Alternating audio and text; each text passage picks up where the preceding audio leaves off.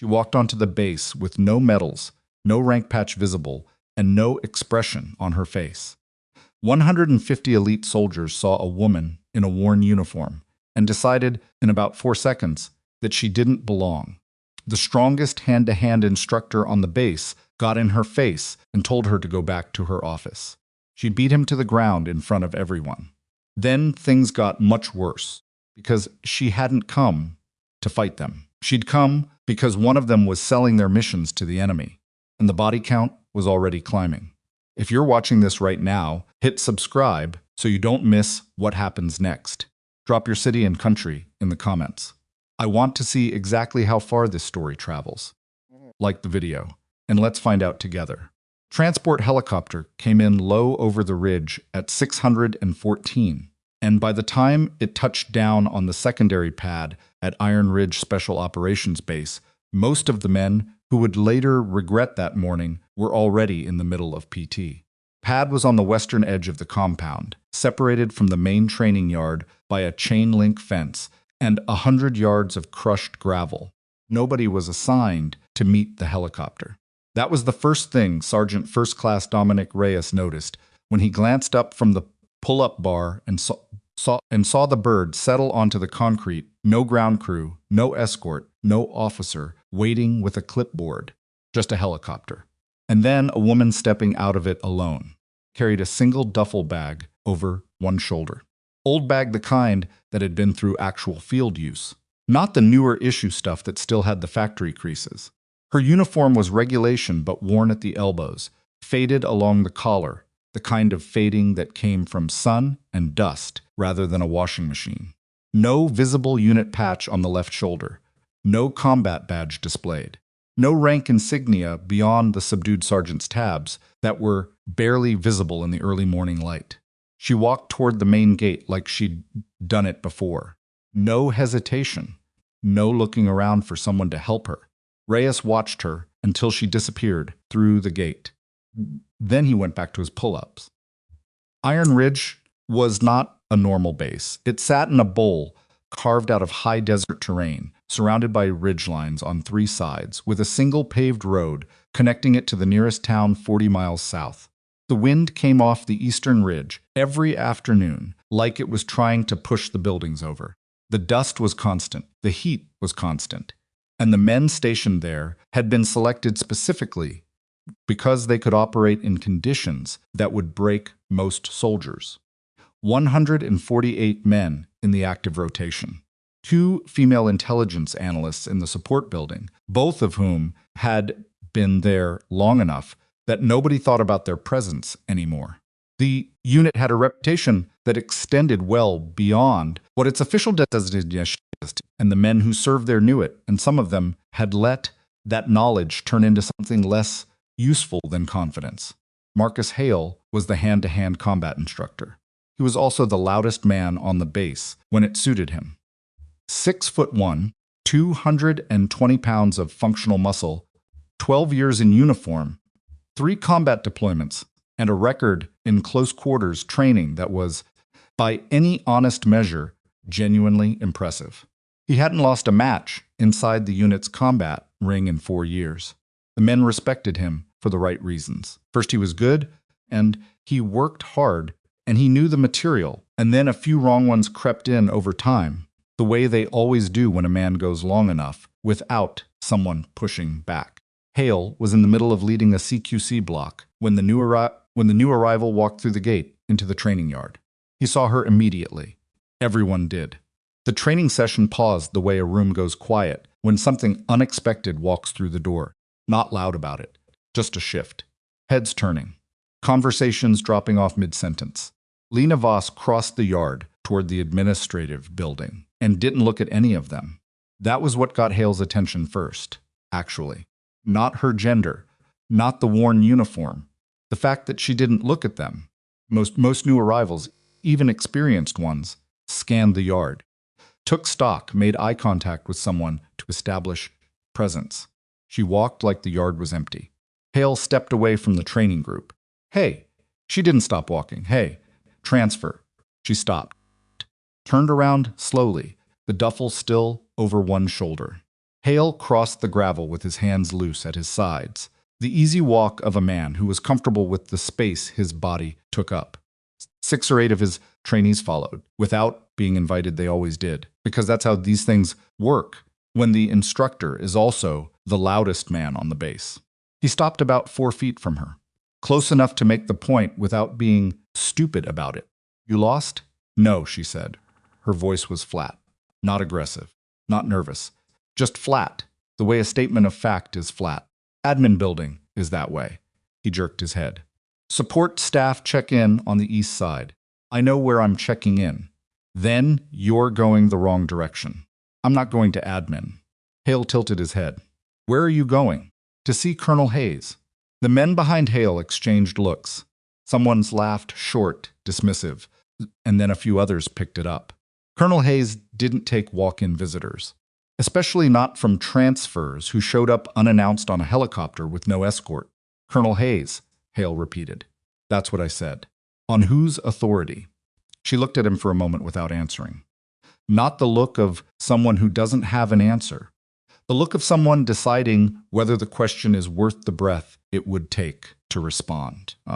"My own," she said finally. Then she turned and kept walking. Hale watched her go.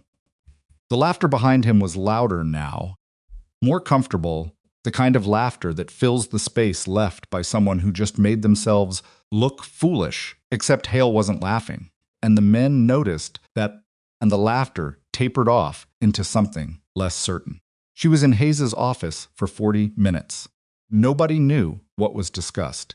What they did know was that she came out with a key card for the senior NCO quarters, access to the classified briefing room, and a slot on the training schedule for 1,300 hours that afternoon.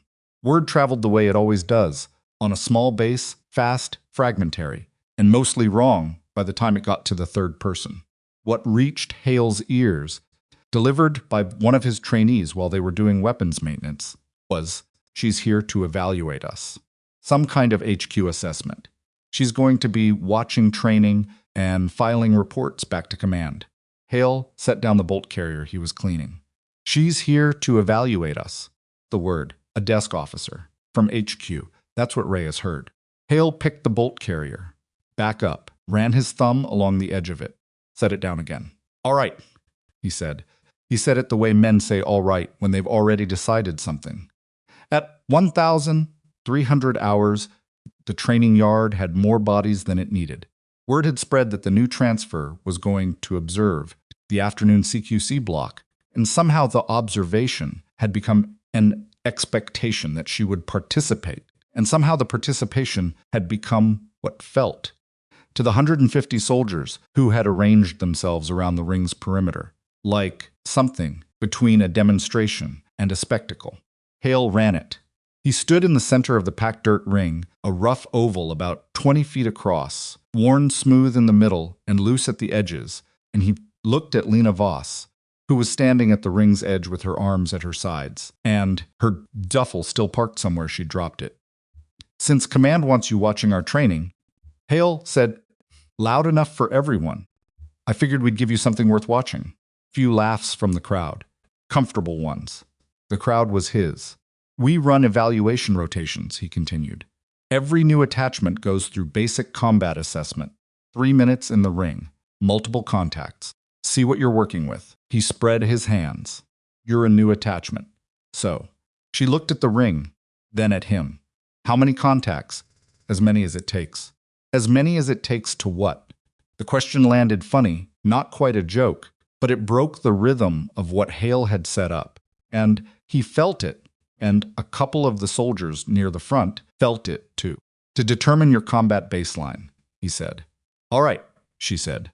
She walked to the edge of the ring, set her feet in the loose dirt, and shook out her hands once. The motion was casual, completely without performance. She wasn't trying to look ready. She just was. Hale nodded to one of his senior trainees. Corporal Danny Tran, 26, lean and fast, first in his year group for hand-to-hand assessment scores. He stepped into the ring from the opposite side, bounced once on his toes, and moved, genuinely fast. Lena stepped to her left. It was a small movement, almost nothing. really, but it was timed so precisely that Tran's grab closed on air, and his momentum carried him through the space she'd vacated, and she had his arm extended, and his wrist torqued before he'd finished processing that he'd missed.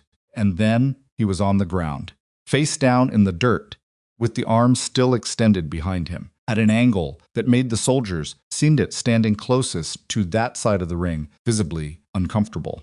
She released him, stepped back. Tran got up slowly, said nothing, and walked out of the ring. The yard was quiet, the way a room is quiet, after something breaks unexpectedly.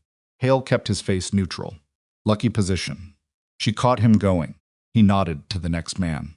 Sergeant Will Fordham, bigger than Tran, more conservative, the kind of fighter who waited for mistakes instead of manufacturing opportunities. He moved into the ring carefully, hands up in a guard position, taking his time. Lena let him come.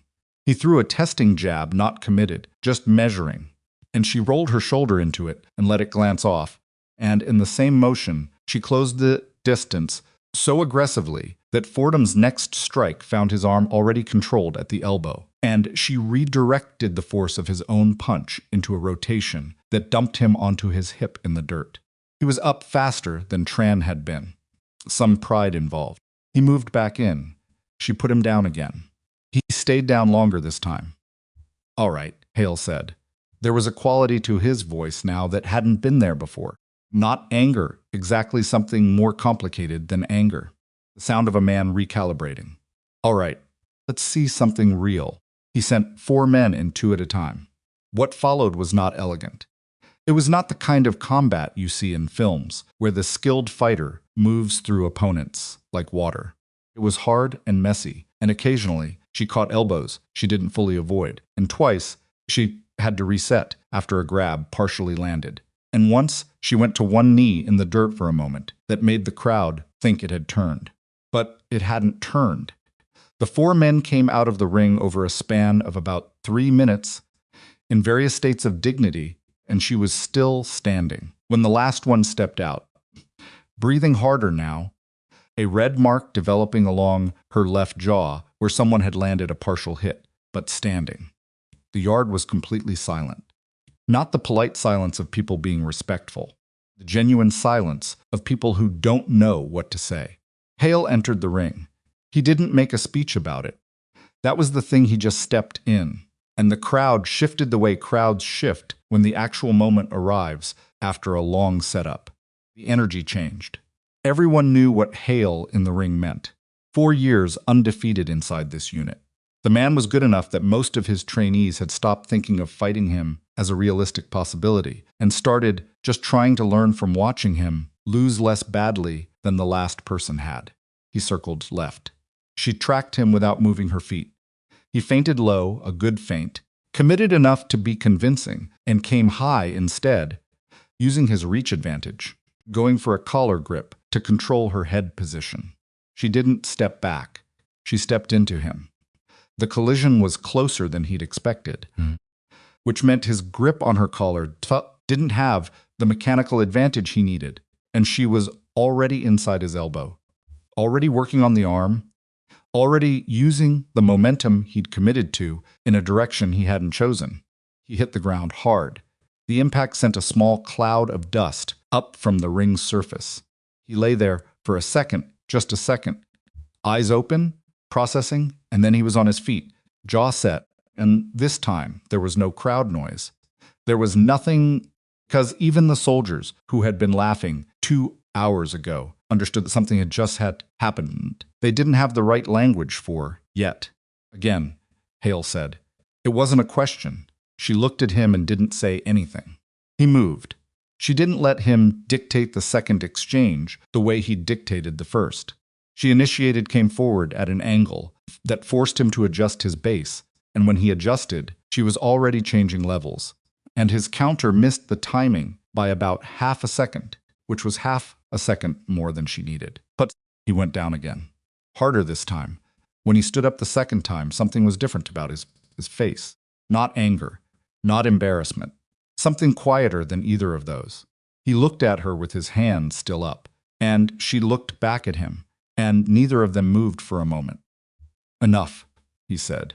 Not to her, to the yard. He walked to the edge of the ring and stepped out, and the crowd parted for him without a word, and he moved through the gap without looking at anyone. Lena picked up her duffel from where she'd left it and walked to the water station at the south end of the yard. Corporal Reyes, the same one who'd watched her come off the helicopter that morning, fell into step beside her without being invited. That was something, he said. She ran water over her wrists, then drank from the spigot. He's good, she said. Reyes blinked. He is. He telegraphs the high feint with his left shoulder, drops it about 2 inches before he commits. If he fixed that, the second exchange goes different. Reyes was quiet for a moment. I'll pass that along. Don't, she said. He'll figure it out. It'll mean more when he does. Picked up the duffel and walked toward the NCO quarters building. Reyes stood at the water station and watched her go. The briefing room was underground.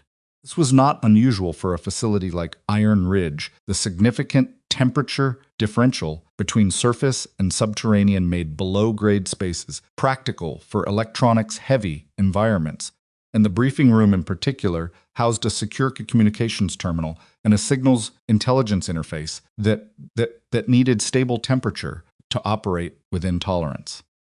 Colonel Richard Hayes had his office 1 level up from the briefing room, connected by a stairwell that required a keycard to access from below. He was 53 years old, had the kind of face that had been weathered by decades of field service until it had stopped being expressive in the conventional sense, and he ran Iron Ridge with the quiet authority of a man who didn't need to remind anyone that he was in charge. He was reviewing personnel files when Lena knocked on the frame of his open door at 1730. Close it, he said. She came in and closed the door and sat down in the chair across from his desk without being asked. He looked at her for a moment. How was the welcome? Predictable? Hail? Hail. Hayes leaned back in his chair. The springs in it were old and made a sound that had been part of the ambient noise of his office, so long he'd stopped hearing it. He's the best I've got. I know. He needs to fix his left shoulder before he telegraphs the high feint. But yes, he's the best you've got. Hayes studied her. You could have just observed. Could have, she agreed. But the job requires established access, she said. Observation means being managed. Being managed means people controlling what I see. The way I did it, they're off balance. They'll talk to each other about me instead of around me. The ones who know something will be nervous. The ones who don't will be curious. Both are useful. Hayes was quiet for a moment. You've been doing this long enough, he said finally. Yes. He opened the bottom drawer of his desk and took out a folder actual paper, no digital copy, the kind of document that didn't have a trail. He set it on the desk between them. 3 missions in 8 months, he said.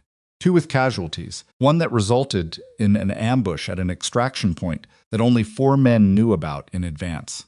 He pressed his finger against the folder without opening it. 4 men with full mission parameters. 12 others with partial information. The mission wasn't compromised at the partial information level. We've verified that, which means it happened at the top. Lena looked at the folder. How certain are you? Certain enough that I'm not talking to anyone at this base about this conversation. But you brought me in. You came through a channel that doesn't touch this command structure. Your deployment authorization went through my direct superior and nobody else. Nobody here knew you were coming until the bird was in the air. He paused. Except the 4 men with full mission parameters.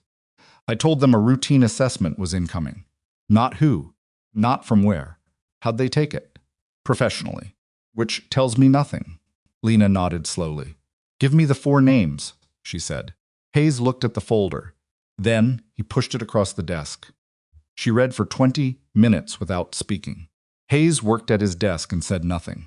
When she closed the folder, she set it back on the desk without sliding it toward him. Ambush at the extraction point, she said. The one that cost 2 men. How long between mission briefing and the ambush? 11 hours. Contact method was the enemy waiting or reactive? Waiting. Prepared positions. They knew the timing, which means the information moved fast. Pre-positioned asset or live transmission. We've been leaning toward live transmission, Hayes said. Enemy's footprint at the site suggests they had maybe 4 hours to set up. You can't move that many people into position in 4 hours without knowing ahead of time, so there had to be an early call. But not early enough that it happened before the briefing. Which puts the window between the briefing and departure, she said. 4 to 7 hours. Yes. She looked at the wall for a moment. There was a map pinned there, topographic, the surrounding region, with a cluster of red marker pins along the eastern ridgeline that she hadn't noticed until now. What are those? She said. Hayes looked at the map. Comms anomalies. Signal intelligence flagged them over the past 3 months. Low-power transmissions, encrypted irregular intervals. We can't source them inside the base perimeter, but the geometry puts the origin point within 2 kilometers. She stood up and walked to the map. You think it's a device, not personnel. We thought about a relay, he said. A low-power unit, small enough to hide, with a burst transmission capability, set up in advance by someone with access to the perimeter, or inside the perimeter, or inside. She looked at the cluster of pins. I need access to personnel movement logs for the 3 months prior to each incident, she said. Base entry and exit records. Communication logs, phone, email, anything routed through the base system. You'll have them by morning, and I need to be at morning formation. Hayes looked at her. You want to be visible. I want to be everywhere they look, she said. When people are watching someone, they're not watching someone. They're not watching themselves. Morning formation at Iron Ridge was 530, rain or shine, wind or calm. There was no rain in the desert, so it was wind.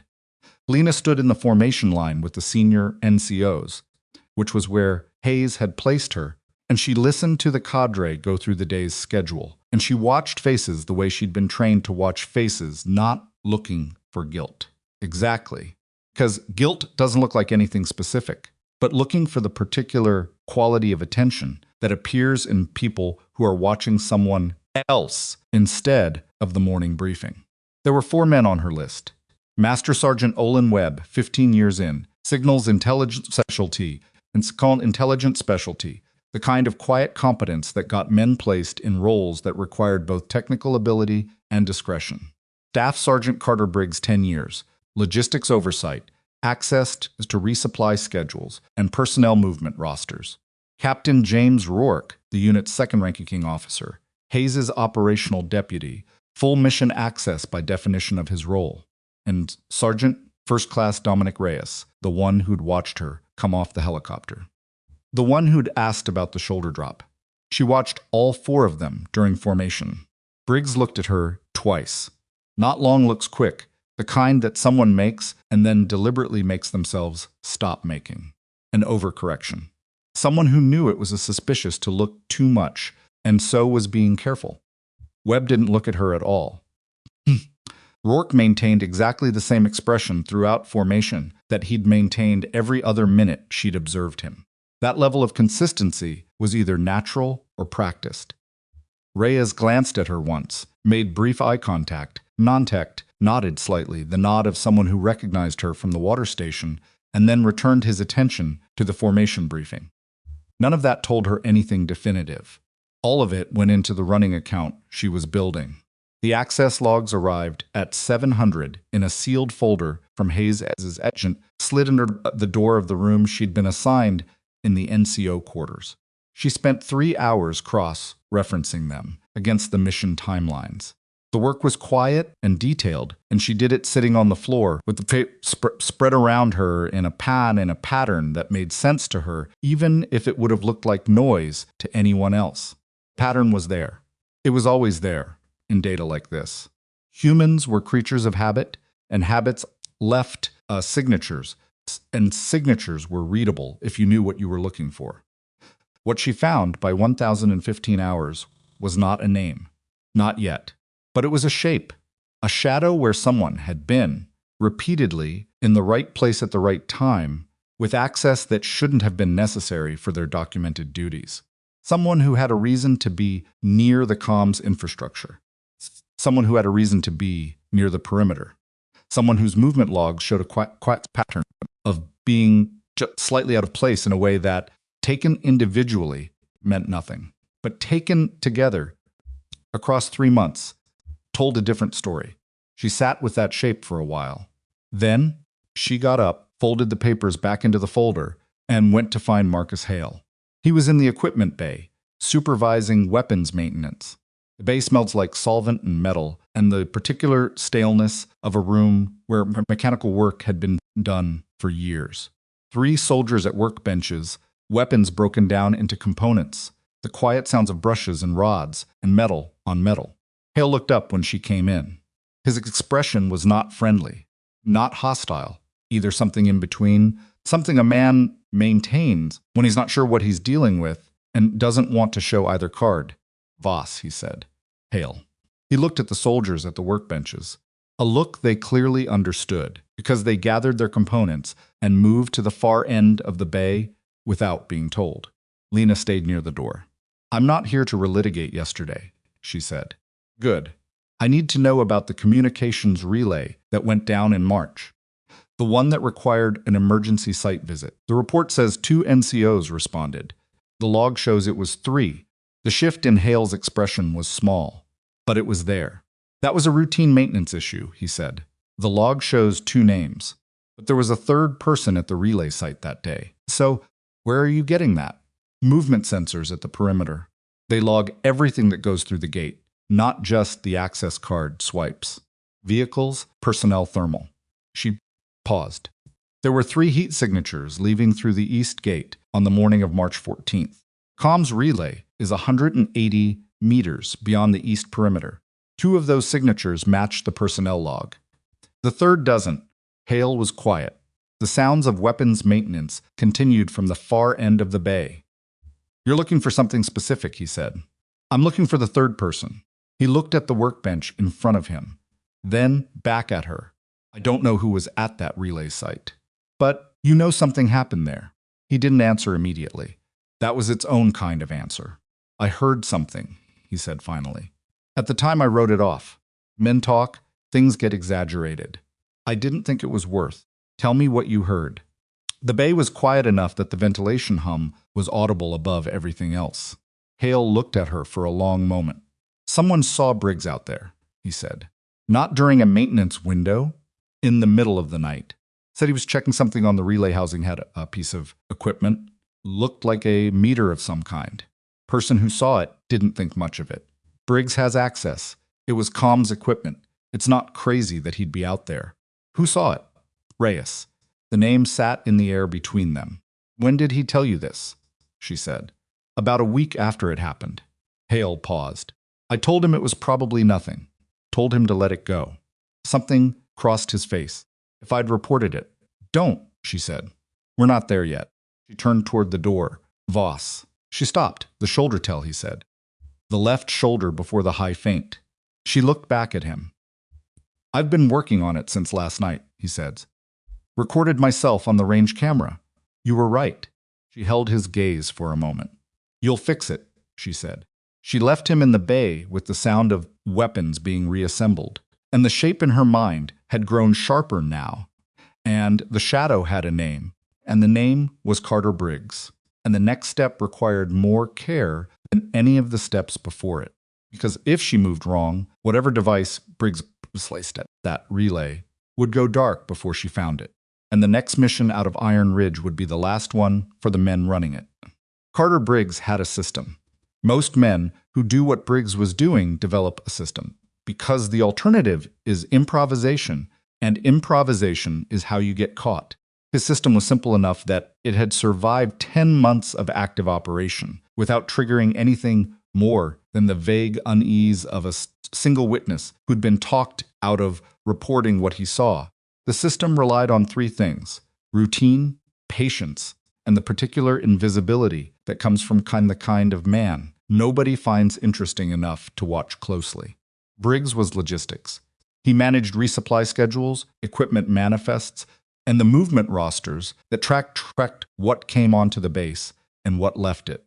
It was important work, but it was not dramatic work, and dramatic work was what men at Iron Ridge remembered. What Briggs did was the connective tissue of the operation, essential, invisible, and about as exciting to discuss as inventory spreadsheets, which was exactly why he'd chosen it. Lena spent the afternoon learning his routine. She didn't follow him directly, that was amateur work, and it burned your access the moment the target felt eyes on them. Instead, she moved through the spaces adjacent to where Briggs operated. The logistics office was on the north side of the main building, ground floor, with a window that looked out onto the equipment yard. The hallway outside it connected to the administrative hub, the armory access corridor, and the external door that led to the vehicle pool.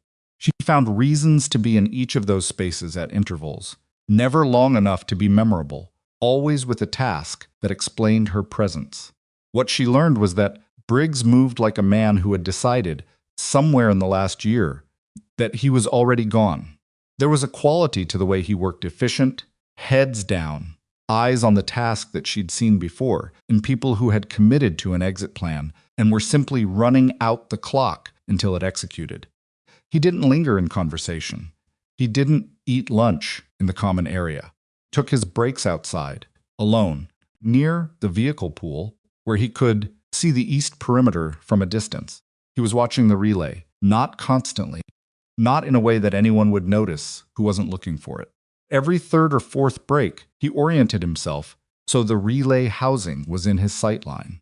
Quick look, then away. The look of a man checking on something that mattered to him. By 1,600 hours, she had enough of his pattern to build around it. What she needed next was inside his workspace. The logistics office had a keypad entry, a standard 4-digit code that changed every 30 days.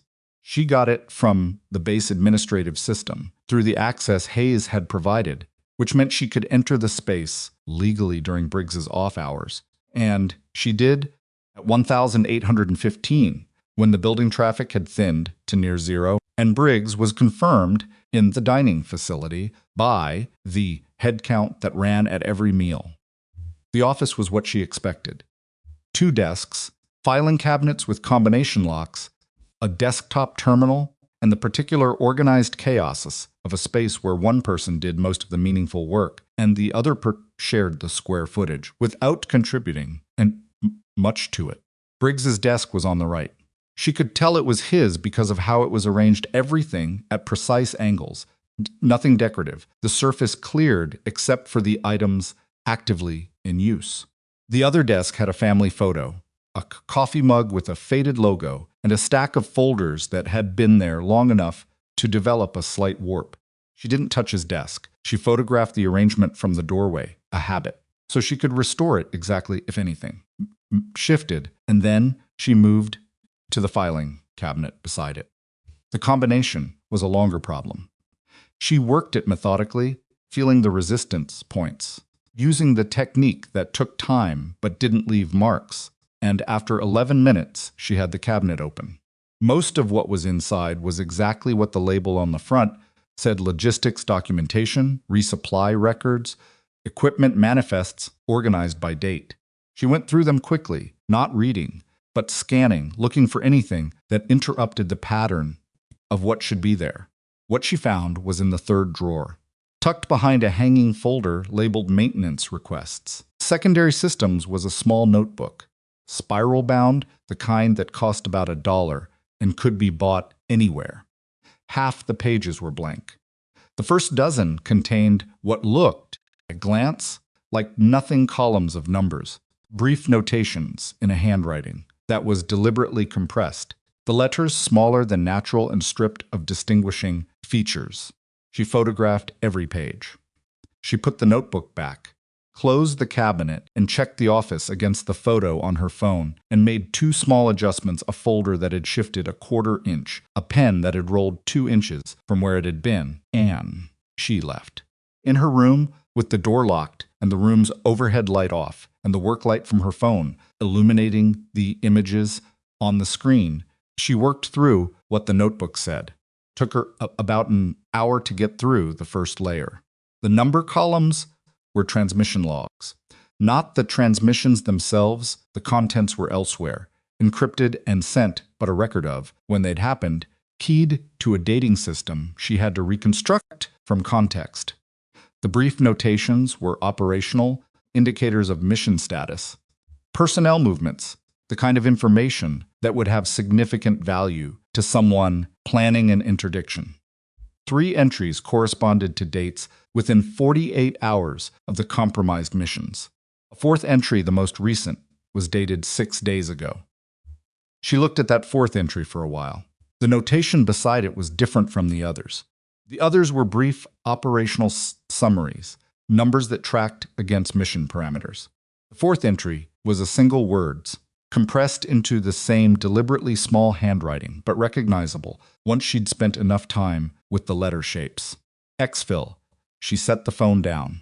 6 days ago, Carter Briggs had logged a transmission that he'd labeled as his own exfiltration, which meant he wasn't planning to run out the clock.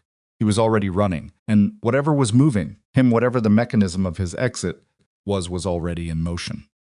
She went to Hayes at 2,100 hours. He was still in his office.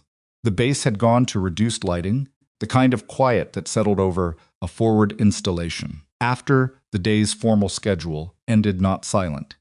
Because these places were never silent, but lower, the sounds of men winding down rather than operating at tempo. Hayes read the photographs on her phone without expression.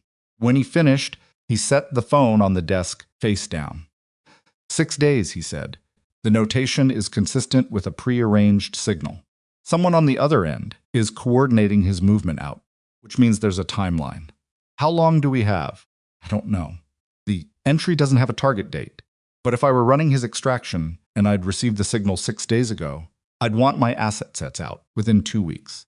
Longer than that, and the risk of detection compounds. Hayes was quiet. The ventilation system cycled. Outside, somewhere across the compound, a vehicle engine turned over and idled for a moment before shutting off. I need to bring in my security element, Hayes said. MP detachment. Not he looked at her. If Briggs knows enforcement is activated, he burns whatever device is at that relay, and he's gone within hours. We lose the device. We lose the intelligence on his contact network. And we probably lose him too, because his extraction team has contingencies. So what do you want to do? I want to find the device first, she said. Retrieve it intact. Then we have the transmission records, everything he sent, everything he received, the contact on the other end. Then we take Briggs. And if he rabbits before you find it, then we take Briggs and we work with what we have. She paused. The device is the better play. Hayes picked up her phone and looked at the 4th photograph again. The relay is outside the perimeter, he said. 180 meters. I can't authorize a solo operation outside the perimeter. I'm not asking you to authorize it, she said. I'm telling you what I'm going to do. He looked at her over the phone screen. Voss. The relay housing is a standard box, 20 minutes outside the wire.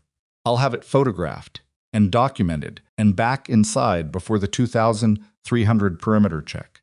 And if Briggs is watching, Briggs is in the NCO quarters. He's been in there since 2030. I confirmed it with the motion sensor log before I came here. Hayes set the phone down. He looked at it. You have until 2,250, he said. If you're not back inside the wire by 2,250, I'm sending hail. Don't send hail. If you're not back, I'm sending hail. Up her phone. The east perimeter at 2,130 was a straight line of fence and sensors, and the kind of darkness that existed in high desert when the moon was behind cloud cover, not absolute, but close enough that movement was about feel and memory as much as vision. She went through the gate on her own access card, which Hayes had cleared for external transit, and she moved along the fence line for 50 meters before cutting directly east toward the relay housing. The housing was a metal box about the size of a large cooler mounted on a concrete pad, connected to a conduit that ran back toward the base's communications infrastructure underground. It looked like exactly what it was supposed to look, like utility equipment in a utility position, maintained on a schedule. Nothing about it that said, "Look closer." Crouched beside it and pulled a penlight from her vest pocket and put the beam on the housing seam. The standard seal had been broken and reapplied.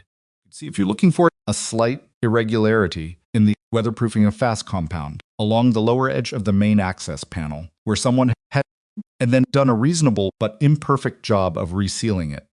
She took photographs first. 40 seconds of documentation, every angle, the seal irregularity, the conduit connections, the orientation markers. Then she took out the toolkit and opened the panel. The relay's internal components were what they should have been. Circuit boards, connectors, the actual communications hardware that the unit needed to function. But tucked into the lower right corner of the housing, attached to the internal frame with 2 strips of high-strength adhesive tape, was a device about the size and shape of a deck of cards. Matte black casing, no external markings.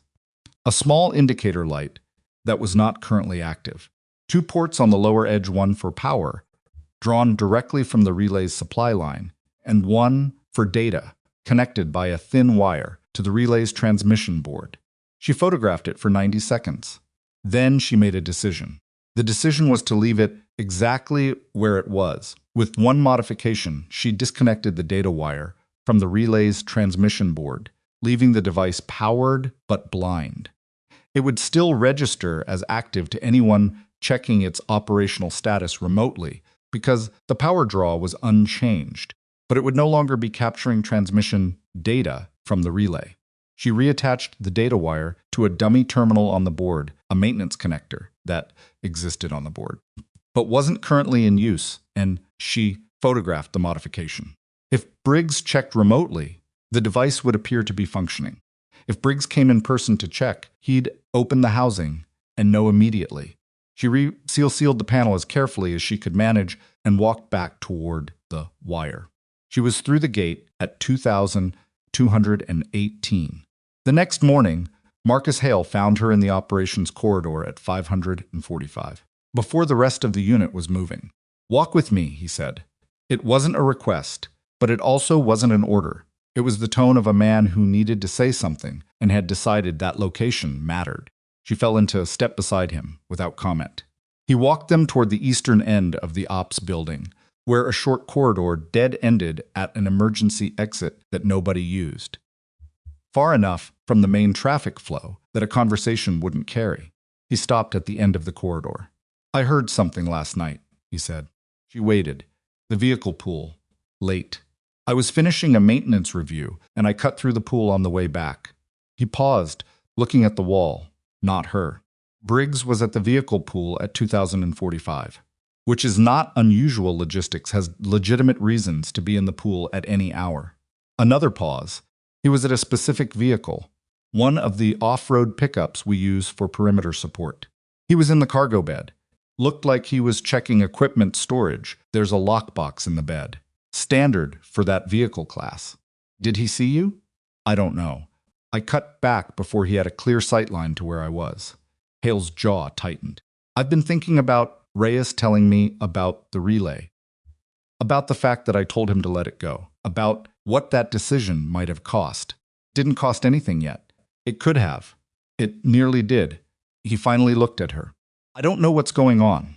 I don't know what your actual job is here, beyond what Hayes told the unit. But something is wrong on this base, and I've been the kind of person who looked the other way when I should have been paying attention. And I'm done with that." She looked at him for a moment. "The pickup," she said. "Did you check the lockbox afterward?" "I went back at 2200. Lockbox was secured. I don't have access to open it. It uses an individual key, not a master." "Whose vehicle is it assigned to?" Hale met her eyes. "Logistics pool," he said. "Assigned primary user is Briggs." She turned and walked back toward the main corridor. "Voss." She stopped. "What's in that lockbox?" "I don't know yet," she said. And then, because he'd come to her, instead of looking the other way, she said, "But I'm going to find out before tonight." The lockbox in the cargo bed of Vehicle Pool Unit 7 was a standard military-issue storage container, 12 inches by 18, combination lock with a 5-digit code. The vehicle itself was parked in Bay 4 of the covered pool, which had 2 entry points and a gap in the overhead camera coverage at the far left corner of Bay 4 due to a positioning issue with the replacement camera installed 3 months prior. Lena knew about the camera gap because she'd reviewed the base security schematics the night before. She also knew that Briggs was in a logistics coordination meeting until 1,100 hours confirmed by the meeting schedule on the base's shared Jonic calendar, which was accessible through the administrative system Hayes had opened for her. She had 50 minutes. The 5-digit combination took her 8 minutes to work through. It was set to a sequence that wasn't a date or a meaningful number. It was the kind of combination that from a random selection, which told her Briggs had been careful about it.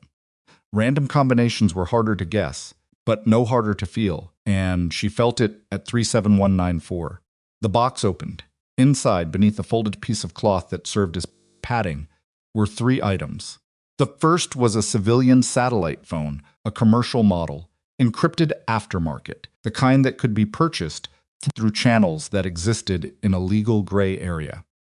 The second was a small bundle of documents, folded once, and secured with a rubber band. She didn't open them, but the edge of the top document showed a format she recognized as financial, account numbers, routing codes, the structure of a transfer confirmation. The third item was a USB drive. She photographed everything. She did not remove anything.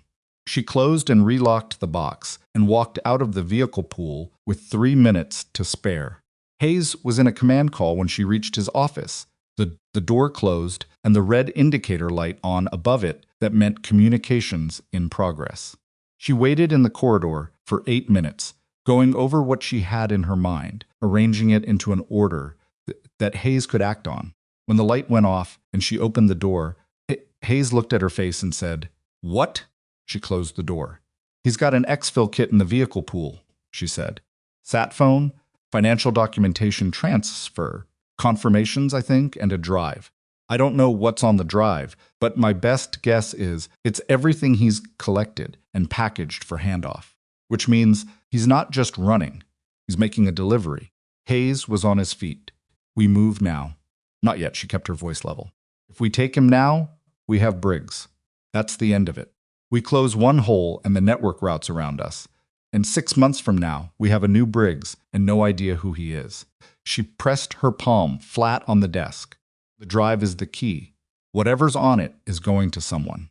We need to know who. We need that handoff. You want to let him run. I want to watch him run. There's a difference." Hayes looked at her. He was the kind of man who'd made hard decisions before and knew what the weight of them felt like. And this had that weight. "If he gets off this base with that drive, he won't get off this base without me knowing about it," she said. "I have his vehicle, his sat phone location signature, and his movement pattern. The only thing I don't have is a second pair of eyes on the perimeter. I'll give you Hale." "I don't want Hale. Voss. He's not trained for surveillance work. He's a combat instructor. Briggs sees him." "Reyes," Hayes said. "Use Reyes. He's the one who flagged the relay in the first place. He's been sitting on that information for months, and it's been eating him. Put him to use." She was quiet for a moment. Reyes had made eye contact at formation, had come to the water station, had told Hale what he saw, and then been told to let it go and had clearly not let it go. "Reyes," she said, "I'll send him to you." Dominic Reyes showed up at her door at 1,300 hours with the expression of a man who had been waiting for someone to tell him his instincts were right. She let him in and pointed at the chair by the window. He sat in it, and she pulled the desk chair around and sat across from him. And she told him enough, not everything, but enough, and she watched his face as she did. He went very still in the way people do when information that has been subsiding, vague anxiety, finally crystallizes into something concrete. "He was at that relay," Reyes said. "I knew it. I knew what I saw. You did. And Hale told me. Hale made the call he made. He'll carry that. Right now, I need you on the east perimeter from 1,800 to 2,200. Eyes on the gate. If Briggs goes near that gate, you call me directly. Not Hale. Not Hayes. Me. And if he doesn't go near the gate, then we do the same thing tomorrow." Reyes was quiet for a moment. Looked at his hands. "What happens to him?" "Briggs. He answers for what he did. The men he got killed. All of it." Reyes nodded slowly. Not the nod of someone satisfied, the nod of someone settling into the weight of something that should have happened sooner and didn't. 1,800, she said. Don't be early. Don't be visible. Find a reason to be near the motor pool storage. It gives you sight line to the east gate without a sight line back from the gate. You know that position? I know it. Good. She stood up, which was the end of the conversation, and he took the cue and stood up too. The door, he paused. You were at that relay last night, he said. Question. She looked at him. Yes, she said. You find anything? Enough. He thought about asking the next question. She watched him decide not to. 1,800, he said. He left. The problem with a plan that depended on a target staying predictable was that targets were not always predictable. And Carter Briggs, whatever else he was, had survived 10 months of active operation against a unit specifically composed of men trained to detect threats. He moved at 1,650. Reyes called it in at 1,653, his voice controlled but tight in the way of a man forcing calm over urgency. He's at the vehicle pool. Bay 4. Lena was already moving. Stay on him. Don't let him out of your sight line. Don't get any closer than you are. He's got the lockbox open. She came through the ops building door at a pace that was fast without being a run, because running in a base corridor was the kind of thing people remembered. Checking the contents or removing them? A pause. 3 seconds. 4. Removing, Ray said. The sat phone. He's got it in his jacket. The drive? Another pause. Can't see. He's blocking the box. It was at the ops building exterior door. Push through it into the late afternoon heat. The sun still high and harsh, the shadows short and the sight lines long. Reyes. The drive static. Then he's closing the box. He's a longer pause. He's looking around. She stopped moving, stood completely still against the exterior wall of the ops building in the shadow of the overhang, and waited. He's walking, heading toward the east perimeter. Does he have the box? No. Left it in the vehicle. He's carrying something in his jacket. Reyes's voice dropped further. He's moving fast. This isn't his normal pattern. She already knew that. The timing was wrong. Too early. Too daylight. Not the careful middle-of-the-night movement of a man running a practiced system. Something had changed. Something had pushed him. The relay, she thought. He'd checked the relay's data remotely and found the dead transmission.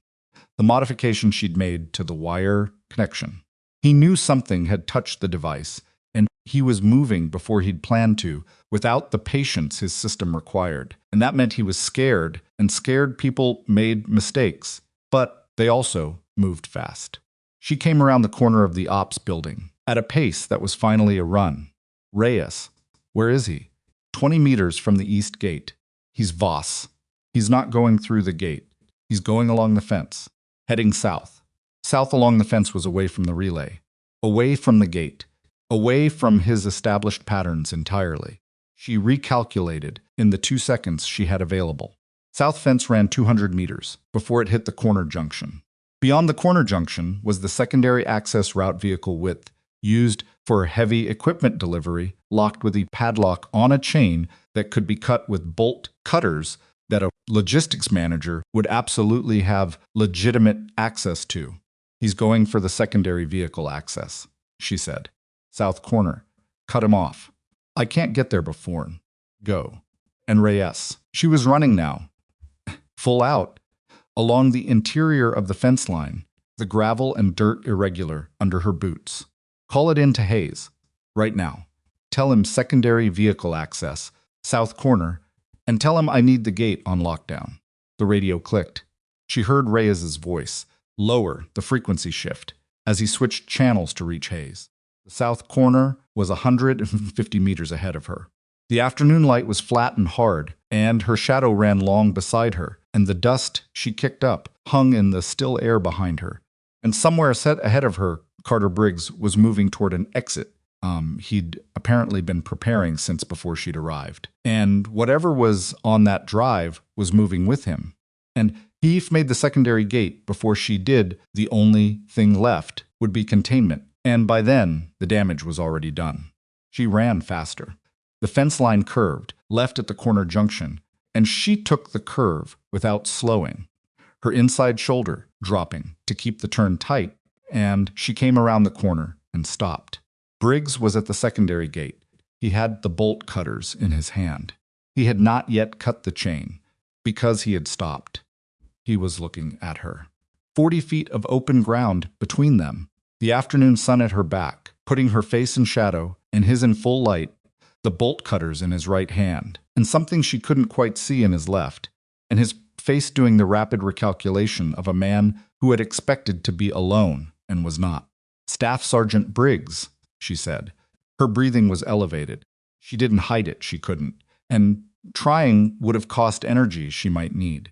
He looked at her for a long moment, then he looked at the gate, then back at her. "You were at the relay," he said. "Yes, you touched the device." "Yes." He absorbed this. The bolt cutters were still in his hand. He hadn't raised them, hadn't done anything with them, but he also hadn't set them down. "How long have you been looking at me?" he said. "Long enough. Then you already know." "I know enough. I need the rest." Something moved in his face. Not guilt, she'd seen guilt, and this was different. This was the expression of a man who had gone too far in a direction to turn back and had known it for a while and had been carrying that knowledge alone. There's no version of this where I put the cutters down. He looked at them like he'd forgotten he was holding them. "I have people," he said, outside the wire. "They're expecting. They're going to be disappointed," she said. "Put the cutters down and step away from the gate." The moment stretched. The wind off the eastern ridge moved through the gap between the fence and the corner junction building, a dry channeled gust that lifted fine dust into the air between them. And Briggs looked at her through it, and she watched his right hand, and his right hand moved, not toward the chain. He dropped the bolt cutters. They hit the dirt with a flat metallic sound and lay there, and Briggs took one step back from the gate, and his left hand came up with whatever had been in it. She tracked it instantly, her weight already shifting, and she saw that it was the satellite phone. He threw it, not at her, past her, over the fence, into the open ground outside the perimeter. Then he looked at her with something that was not quite relief and not quite resignation, but existed somewhere between the two. "It's gone," he said. "Whatever you wanted from the phone, it's gone." She looked at the phone lying in the dirt outside the wire, then back at him. "The drive," she said. "Where is it?" He said nothing. Behind her, she heard boots on gravel Reyes, coming fast from the north along the fence line, and further behind him, the sound of more boots, which would be Hayes's people, security element she'd told Hayes not to activate, but which Hayes had apparently activated anyway. Briggs heard it too. He looked past her at the approaching footsteps. Then he looked at her, and the expression on his face settled into something she recognized, not surrender. Exactly. But the moment when a person accepts that the shape of what's coming is fixed and fighting it is only going to make it worse. "The USB drive is taped to the underside of the logistics office desk," he said. "My desk. Left rear corner." She held his gaze. "The contact information," she said. "People outside the wire. You have a name." He was quiet for a long moment. Reyes was 30 feet behind her now. She heard him slow to a walk. "I have a name," Briggs said. "Give it to me." He looked at the ground, the dropped bolt cutters, at the phone lying in the dust on the other side of the fence. "Halverson," he said quietly. "The man who ran me. His name is Halverson." She had never heard that name before. But the way Briggs said it, with the careful flatness of someone reciting a word they've been afraid to say out loud, told her that Halverson was not a small problem. Halverson was the reason she'd been sent here. And Halverson did not yet know that Carter Briggs had just said his name. The name sat in the air for about 2 seconds, before Reyes reached them. He came around Lena's left side, stopped when he saw Briggs standing with his hands loose at his sides and the bolt cutters in the dirt, and did the rapid assessment that trained men do: threat level, body posture, weapons, visible, and then he looked at Lena. She gave him a single small head shake. He understood it, stepped back, gave her the space. Behind them both, The security element Hayes had sent was arriving at the corner junction. 2 MPs and Staff Sergeant Chen from the watch rotation. Boots, loud on the gravel. Hands on their sidearms, but not drawing. Hayes had trained them well enough that they read the scene and slowed before they reached it, which meant nobody's adrenaline made a decision that couldn't be unmade. Briggs looked at all of them and then looked at the ground. The satellite phone was still lying in the dirt outside the wire, screen cracked from the throw, useless now. Whatever contact information had been stored in it was either gone or encrypted to a level that would take time to break. Lena noted it and filed it away and didn't let it show on her face. "Hands," she said to Briggs. "Quiet, not an announcement." He raised them. Chen came forward and handled the detainment with the practiced efficiency of someone who'd done it before, which meant it was fast and it was not rough. And Briggs went with it without resistance. He looked smaller once his hands were secured behind him. Not physically, the same size. He was still the same size. But the particular diminishment that happens to people when the decision they've been making for months is finally made for them. "The drive," Lena said. "Logistics office. His desk, left rear underside. Go now, before anyone else is in that building." Chen looked at the MPs, nodded once. One of them moved. Reyes was watching Briggs with an expression that Lena recognized, the expression of someone processing the gap between who they thought a person was and who the person turned out to be. Briggs and Reyes had worked in the same compound for 2 years, eaten in the same dining facility, probably complained about the same things, the way men in small, isolated postings did. "Reyes," she said. He looked at her. "You did your job," she said. Not elaborate, not consoling, just the fact of it. He nodded once and looked away from Briggs. Hayes was in the briefing room when they brought Briggs in, and he stood at the head of the table with his hands flat on the surface and looked at Briggs for a long time without saying anything. The room had 6 chairs, 3 wall-mounted screens showing base telemetry data, and the particular cold quality of underground spaces that existed year-round, regardless of the desert heat above. Briggs sat in the chair they put him in. His hands were still secured. He looked at the table. "How long?" Hayes said. Not a question, exactly. More like the opening of a ledger. Briggs was quiet. "Staff Sergeant." 14 months, Briggs said. Hayes absorbed this. 14 months put the beginning before the last rotation cycle, before 2 of the 4 men who now had full mission access had been placed in their current roles, which meant the initial compromise had gone in even deeper than the personnel file analysis had suggested. The first mission, Hayes said, 14 months ago, the extraction in Sector 7 that went sideways. Briggs said nothing. 3 men, Hayes said. We lost 3 men in that extraction. The room was very quiet. Briggs kept his eyes on the table. "Look at me," Hayes said. Briggs looked up. Whatever Hayes saw in his face, he held it for a moment, and then he straightened and turned toward the door. "Process him," he said to Chen. "Full isolation. Nobody talks to him until I say." He looked at Lena. "My office now." Upstairs, with the door closed and the room reduced to just the 2 of them, Hayes sat heavily in his chair and put both hands on his desk and stared at the surface. "Halverson," he said. "You know the name." He was quiet for a moment. "I know of it. It's not a name I've seen in any file connected to this command. But I've heard it once, in a context I didn't fully understand at the time." He looked up, 18 months ago. A debrief, following a joint operation with a partner element. One of the partner unit's officers mentioned a contractor network that had been flagged by signals intelligence, not confirmed, not actionable, just flagged. He used the name Halverson as a possible principal. Report was filed, and I never heard anything more, which means either the flag went nowhere or it went somewhere above both our pay grades and we weren't read in. Either is possible. Hayes looked at her. "Who sent you here?" She held his gaze. "I was sent to find the compromise at Iron Ridge," she said. "Scope I was given. But now you have a name that extends beyond Iron Ridge." "Yes. Which means your scope just changed. Which means," she said carefully, "that I need to make a call." Hayes studied her. He had the look of a man who had just understood that the woman sitting across from his desk was not exactly what she had presented herself as, and was recalibrating accordingly, and was deciding whether to be troubled by that or to be practical about it. He chose practical. "Make your call," he said. "Use the secure terminal downstairs. I'll give you privacy. I need the USB drive first." The MP had delivered it to Hayes's adjutant while they were bringing Briggs in. Hayes opened his desk drawer and set it on the surface. Matte black, no markings, the same category of anonymous hardware as the relay device. Picked it up.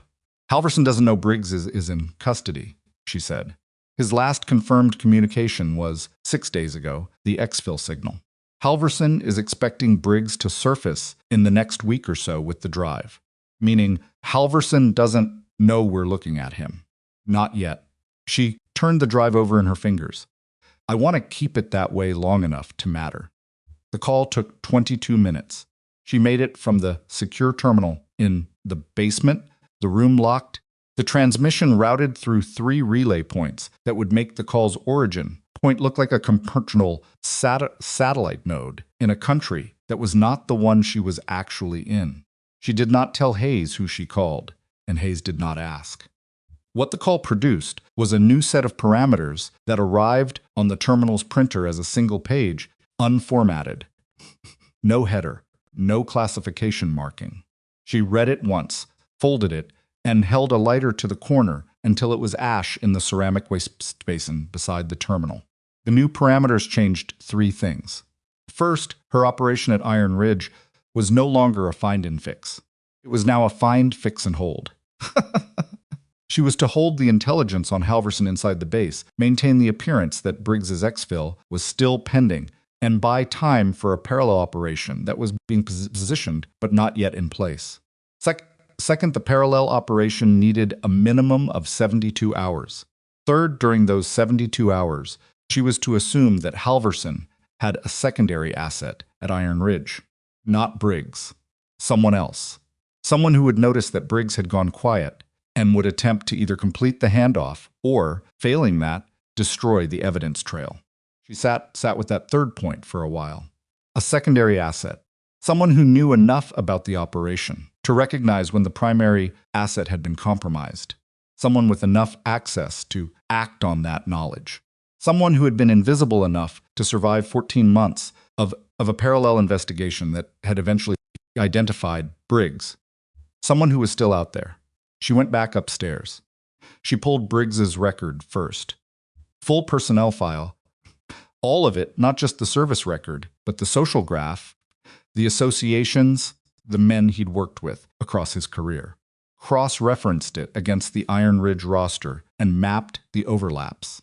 Briggs had 12 individuals on the base, with prior shared assignment history. Of those 12, 4 had been at his previous posting before Iron Ridge. Of those 4, 2 had arrived at Iron Ridge within 3 months of Briggs, which was close enough in timing to be either coincidence or coordination. The 2 names were Corporal Jesse Farrow, motor pool maintenance, and Sergeant First Class Olin Webb. Webb was already on her original list of 4. She'd watched him at morning formation and noted that he hadn't looked at her at all. She thought about that now, in a different register. People who avoided looking at an unknown element did so for 2 reasons. The first was indifference. They genuinely weren't interested. The second was deliberate management. They were specifically working to not look, because looking would feel risky, and the discipline it took to not look was the giveaway. She'd filed Webb under indifference. She refiled him now. Webb's personnel record read like a textbook career. 15 years, no major disciplinary actions, specialized in signals intelligence and communications systems, decorated twice, recommended for promotion by 3 separate superior officers across his time in uniform. He was the kind of soldier whose file made you feel better about the institution, someone who had done the job well and consistently and without drama. He also had direct access to the base communications infrastructure. He also had the technical knowledge to have installed the relay device in a way that wouldn't leave obvious traces. And Briggs's relay device had been installed with a level of technical competence that went beyond what Briggs's own background suggested. She'd noticed that at the relay housing, but hadn't had a reason to wait it until now. She went to find Hayes. He was still in his office, working through whatever administrative cascade resulted from a detainment on a classified installation. He looked up when she came in, and his expression said he was already tired and the day wasn't close to over. "Webb," she said. Hayes looked at her. "I need everything you have on the relationship between Webb and Briggs going back to their prior posting. And I need to know where Webb is right now." Hayes looked at his desk, then picked up his radio. Webb was in the signals room. This was either completely normal, his job put him in the signals room regularly, or it was precisely the wrong place for him to be if he'd noticed Briggs's absence from the afternoon schedule and was attempting to access something before the window closed. She went to the signals room without announcing herself. The door was solid, no window, keycard access. She ran her card and pushed through. Webb was at a terminal, facing away from the door. He heard her come in, but didn't immediately turn around. "1 minute," he said. The automatic response of someone who assumed the interruption was routine. She looked at what was on the screen in front of him. He was in the base communications log system.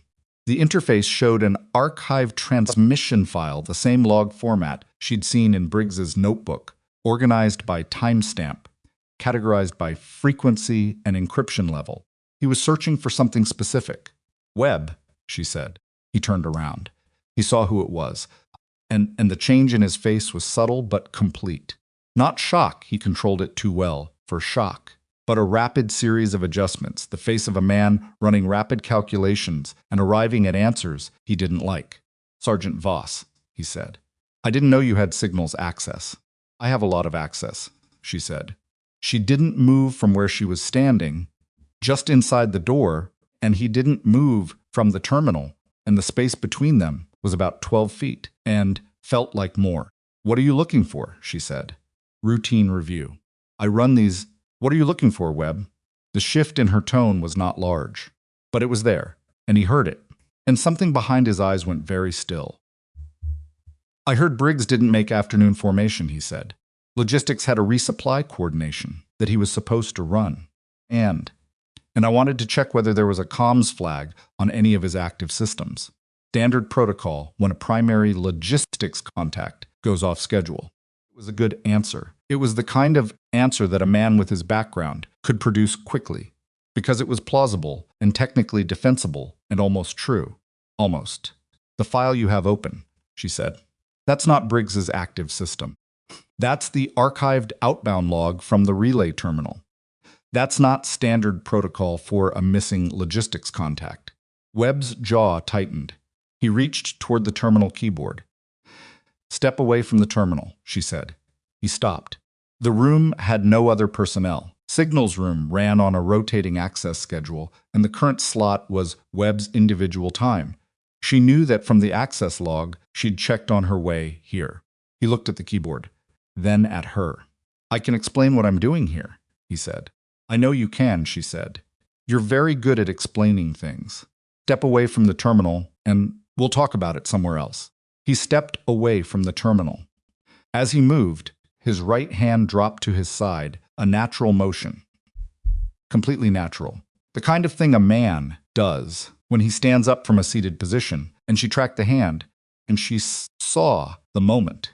His fingers found the edge of his jacket pocket, and she was already moving when he reached into it. Whatever he'd been reaching for, he didn't reach it.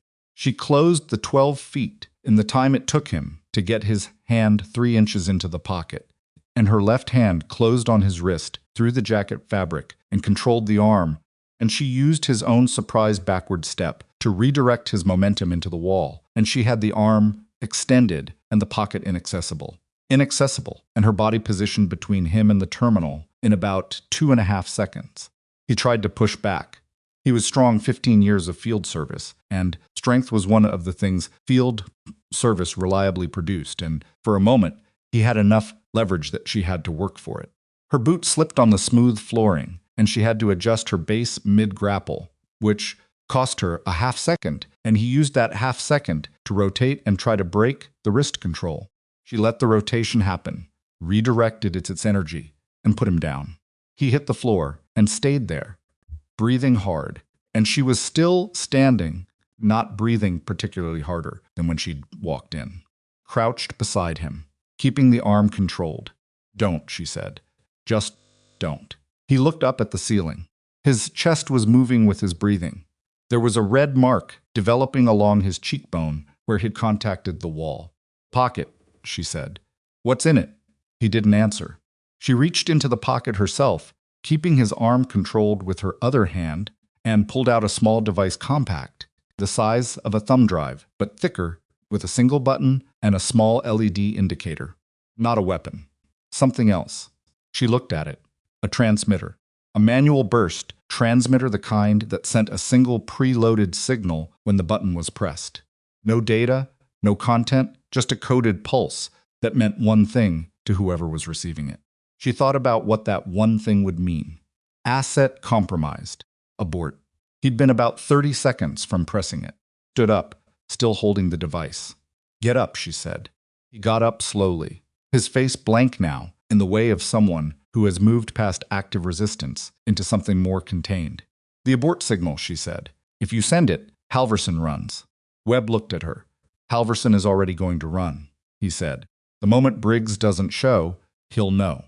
Briggs's timeline gave him a window.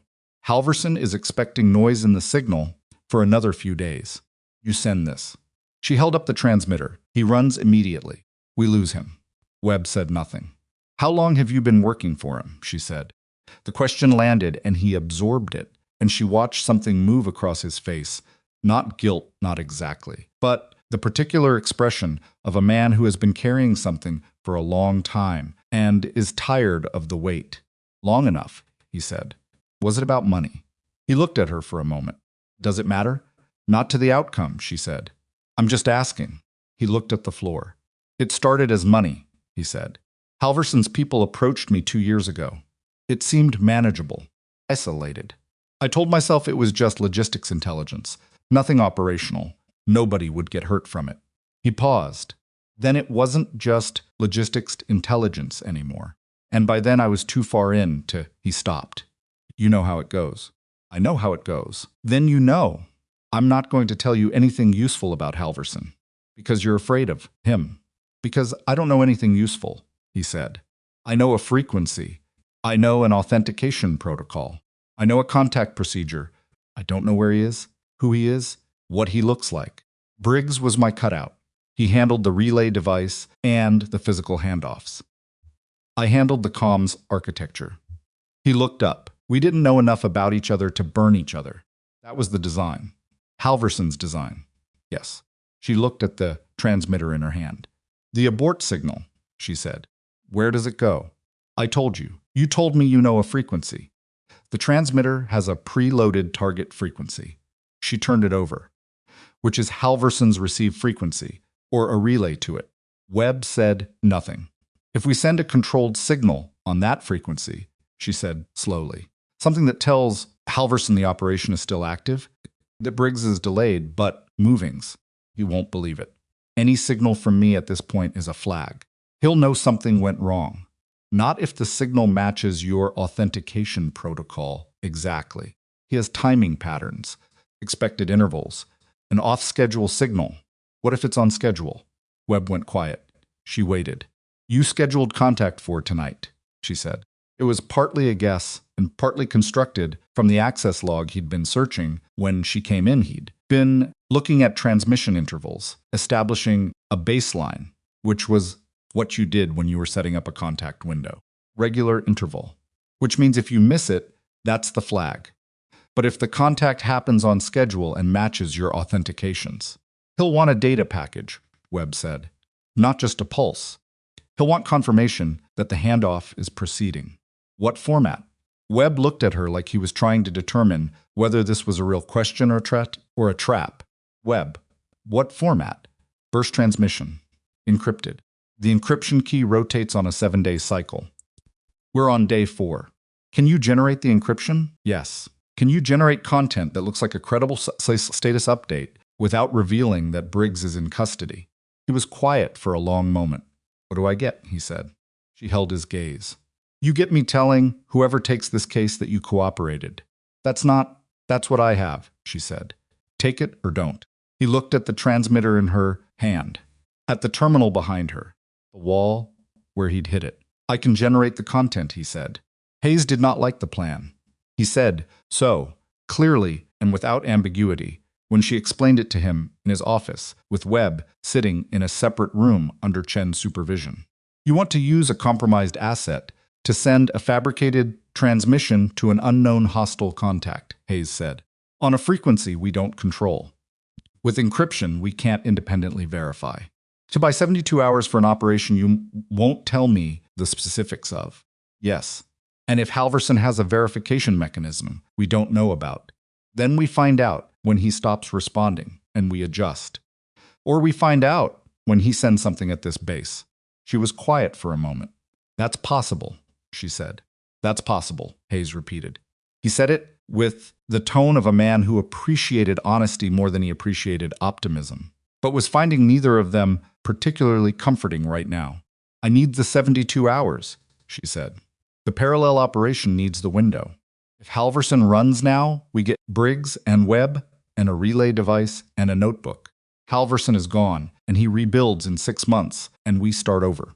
And if we hold him for 72 hours, we get Halverson. Hayes looked at his desk. I need Halverson's network, she said. Not just Halverson. The network. The people he used before Briggs and Webb. People he'll use after. This doesn't end with this base, Colonel. This ends with the network. Hayes was quiet long enough that the ventilation hum became noticeable again. Webb's transmission works, he said, if Halverson responds. What do you do with the response? I pass it up the chain, and the parallel operation moves accordingly. And this base goes on full alert as of 600 tomorrow. All external communications restricted. All personnel movement logged. No missions out of this installation until the operation closes. My unit goes into lockdown based on an operation I'm not read into.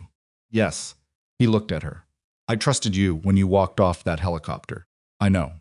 I'm telling you now that trust has a ceiling. I know that too. He held her gaze for a moment. 72 hours, he said. Then I want a full accounting. You'll have it. Webb generated the transmission in 40 minutes. She watched him work from a position slightly behind his right shoulder, which was not comfortable for him and was designed not to be. He typed in compressed, precise bursts, the way technically fluent people type, when they know exactly what they're building. Content was calibrated, a status update, indicating that Briggs had encountered a logistical delay in the handoff window, but the package was secure and delivery was on schedule within the next 96 hours. Convincing. She recognized convincing when she saw it. Authentication, she said. He pulled up a secondary interface, generated a rotating code that the encryption key produced for the current Day 4 window, and embedded it in the transmission header. Send it, she said. He pressed the key. The transmission went out on the preloaded frequency at 2,147 hours, 11 minutes ahead of the expected contact window, which Webb had confirmed was within the acceptable variance of their established timing protocol. They waited. Webb sat at the terminal. Lena stood behind him. Chen was at the door. The room was quiet enough that the hum of the terminal's cooling fan was a noticeable sound.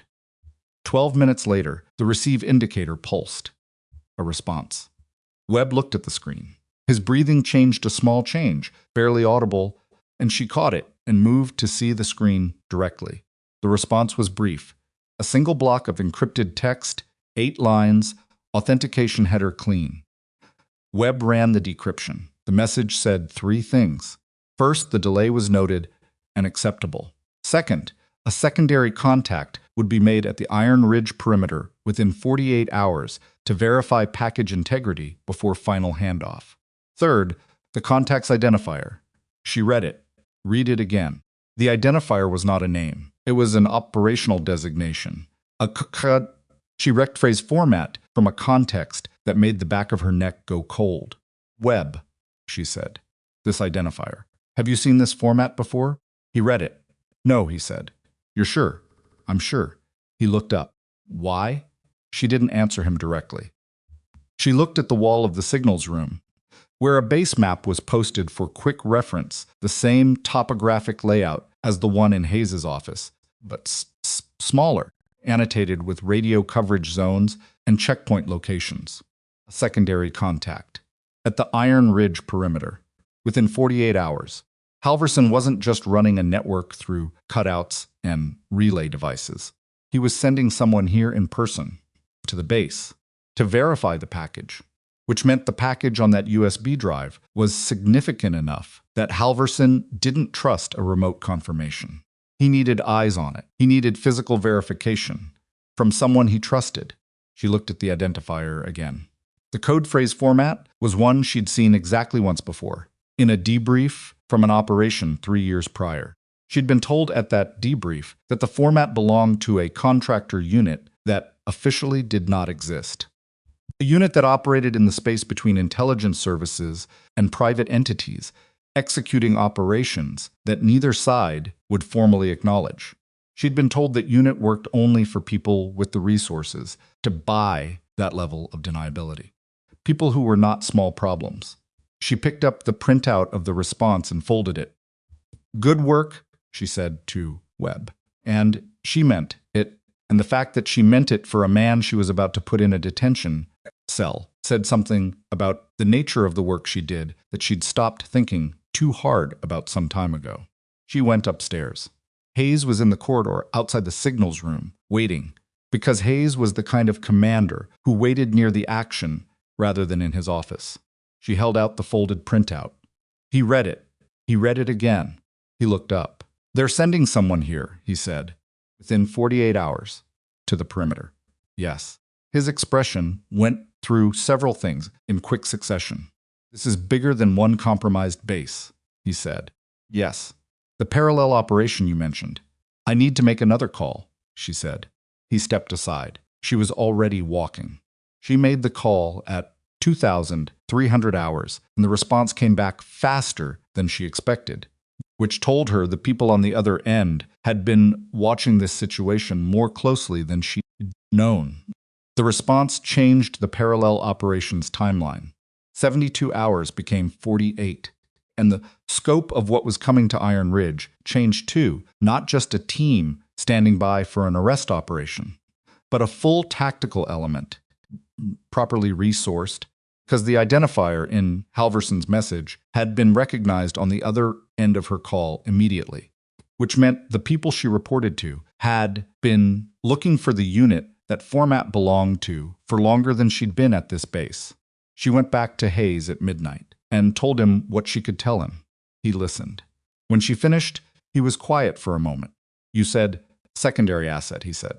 When you came to me after the call this afternoon, you said assume a secondary asset. Yes. You already suspected Webb. I suspected someone. Webb confirmed himself when he walked into the signals room, and the contact coming in Halverson's person. Hayes looked at the corridor wall. They'll make contact at the perimeter. They'll expect to see Briggs. Or someone who can pass for an authorized handoff, which means you need to be at the perimeter when they arrive. Yes. You and who else? She'd been thinking about that since she walked out of the signals room. Hale, she said. Hayes looked at her. He knows the perimeter better than anyone on this base, she said. He's run the terrain in every condition, and he's motivated. He knows something went wrong, and he knows part of that is on. And he knows part of that is on him for not acting on what Reyes told him. He's a combat instructor. You said yourself he's not surveillance trained. This isn't surveillance anymore, she said. When Halverson's contact shows up at that perimeter, surveillance is over. What comes after is something Hale is very qualified for. Hayes thought about it. I'll send Reyes with you. Agreed. And I want 2 more on standby. Close enough to respond in under 3 minutes. Agreed. He looked at her for a moment. You've done this before, he said. Not just investigation work. The other kind. She didn't answer that directly. Get Hale, she said. I'll brief him at 600. She found Hale herself at 545, before Hayes had a chance to send for him. He was in the equipment bay again, or still, she wasn't sure he'd left doing what turned out to be a hand-to-hand form set against the wall, slow and precise, the kind of repetitive movement that served thought as much as training. He stopped when she came in, looked at her, took in whatever her face was doing, which she knew was probably less than she intended because she was tired. And tired people were harder to read. And that was both a problem and occasionally useful. Webb, he said. Not a question. Webb, she confirmed. He exhaled through his nose. Not surprise, something heavier than surprise. Particular weight of a man who had trusted his read of a person and been wrong about it in a way that had consequences. Who else, he said. That's it. 2. You're sure? As sure as I can be. He nodded. Looked at the wall where he'd been doing the form. Looked back. What do you need? She told him. He listened without interrupting, which was the right way to receive a brief, and when she finished, he asked 2 questions, both practical, both specific, and she answered them. And that was the entirety of the briefing. 48 hours, he said, give or take. And when Halverson's person shows up, we take them alive if possible, she said. Alive is better. But if it goes wrong, I know what to do if it goes wrong, he said. She believed him. She was also not entirely sure that was a comforting thought. Get some sleep, she said. You too. She turned toward the door. Voss. She stopped. He had a habit of catching her at doors. She was noticing. What you did yesterday, he said, with Webb. In the signals room, Chen told me. She waited. I've been in this unit 4 years, he said. I've never seen anyone move like that fast, in a confined space, against someone Webb's size. He paused. I've seen your service file. The version they gave us anyway. It doesn't explain it. She held his gaze. It's a short file, she said. Very short. There's a longer one. He studied her face. How long? She considered that for a moment. Longer than yours, she said. She left him in the equipment bay with the sound of the ventilation system and the particular silence of a man, something he'd suspected, but not yet confirmed. And behind her, the first gray light of a desert dawn was beginning to show through the bay's high windows, thin and pale and indifferent to everything that had happened and everything that was coming. 48 hours. Halverson's contact was moving toward this base right now, through the dark, long roads that crossed terrain she hadn't walked, and toward a perimeter she knew by map and sensors data, but not yet by feel. 48 hours. And whatever came through that perimeter would be the last test of whether the work she'd done in the past 4 days had been enough, or whether she'd missed something, some thread, some signal, some face at morning formation that she'd read wrong. She didn't let herself believe she'd missed nothing. She let herself believe she'd missed nothing significant. That was the most honest position available, and it would have to be sufficient for what came next. The 48 hours did not pass quietly. Nothing at Iron Ridge passed quietly after that night, not because anyone was loud about it, but because the particular silence that settled over the base in the hours following Webb's detention was the kind that pressed on the ears. Men who had been told only that 2 colleagues were under investigation for security violations moved through their routines with the careful deliberateness of people who understood something significant had happened and were waiting to find out how much of it touched them. Hale ran morning PT at 530, like he always did. He pushed them harder than usual, not punishingly, but with a focused intensity that the unit read correctly as channeled frustration, and nobody complained, and the session ran long. And when it was over, the men went about their day with the slightly scoured quality of people who had worked something out of their systems. Linz slept 4 hours and woke at 900 with the specific alertness of someone whose body had learned to make the most of short windows. She ran through the perimeter maps again, checked the sensor logs, reviewed the 48-hour watch rotation Hayes had established on the south and east fence lines, double coverage. Nobody informed of the specific reason beyond a general heightened security posture. The USB drive had been imaged by 700, and the contents transmitted up the chain through the secure terminal. What came back confirmed what she'd suspected from the volume and organization of the data. Briggs had been thorough. 14 months of mission intelligence, personnel data, logistical schedules. The kind of comprehensive package that a contractor network used to plan operations at a level of detail that went well beyond what a single compromised base should have been able to provide, which meant Briggs had access to information beyond his own role, which meant Webb had been feeding him. 2 cutouts, layered. Halverson's design was more sophisticated than the initial read had suggested, and the people on the other end of her secure calls were revising their assessments accordingly, and the tactical element that was coming was now larger than originally planned. She didn't tell Hayes that part yet.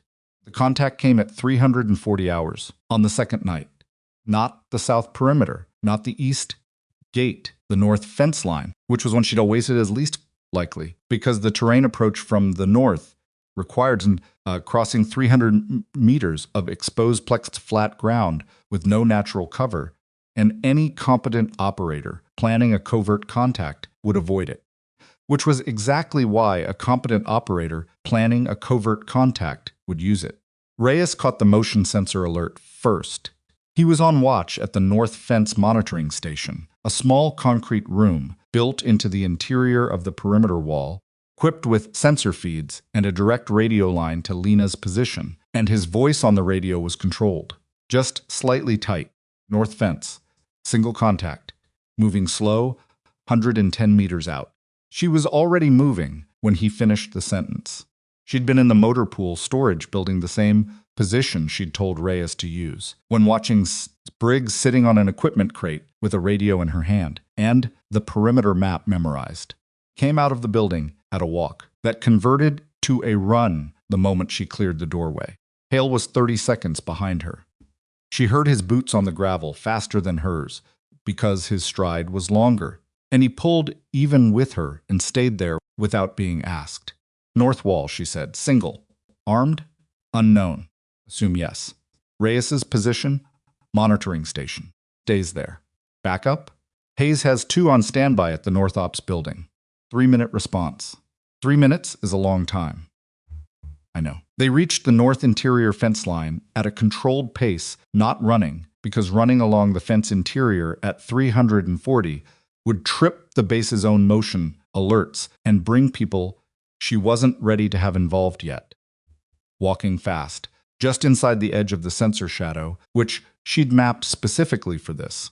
The monitoring station's narrow window showed Reyes's face, pale in the green tint of the sensor display. He held up one finger. Single contact. Still approaching. She positioned herself at the fence line corner junction interior side, in the shadow of the junction housing, which was a concrete and metal structure large enough to conceal 2 people if they stood with purpose. Hale took the other side of the junction housing without being directed. He understood geometry. 80 meters of flat gravel between the fence and the outer wall.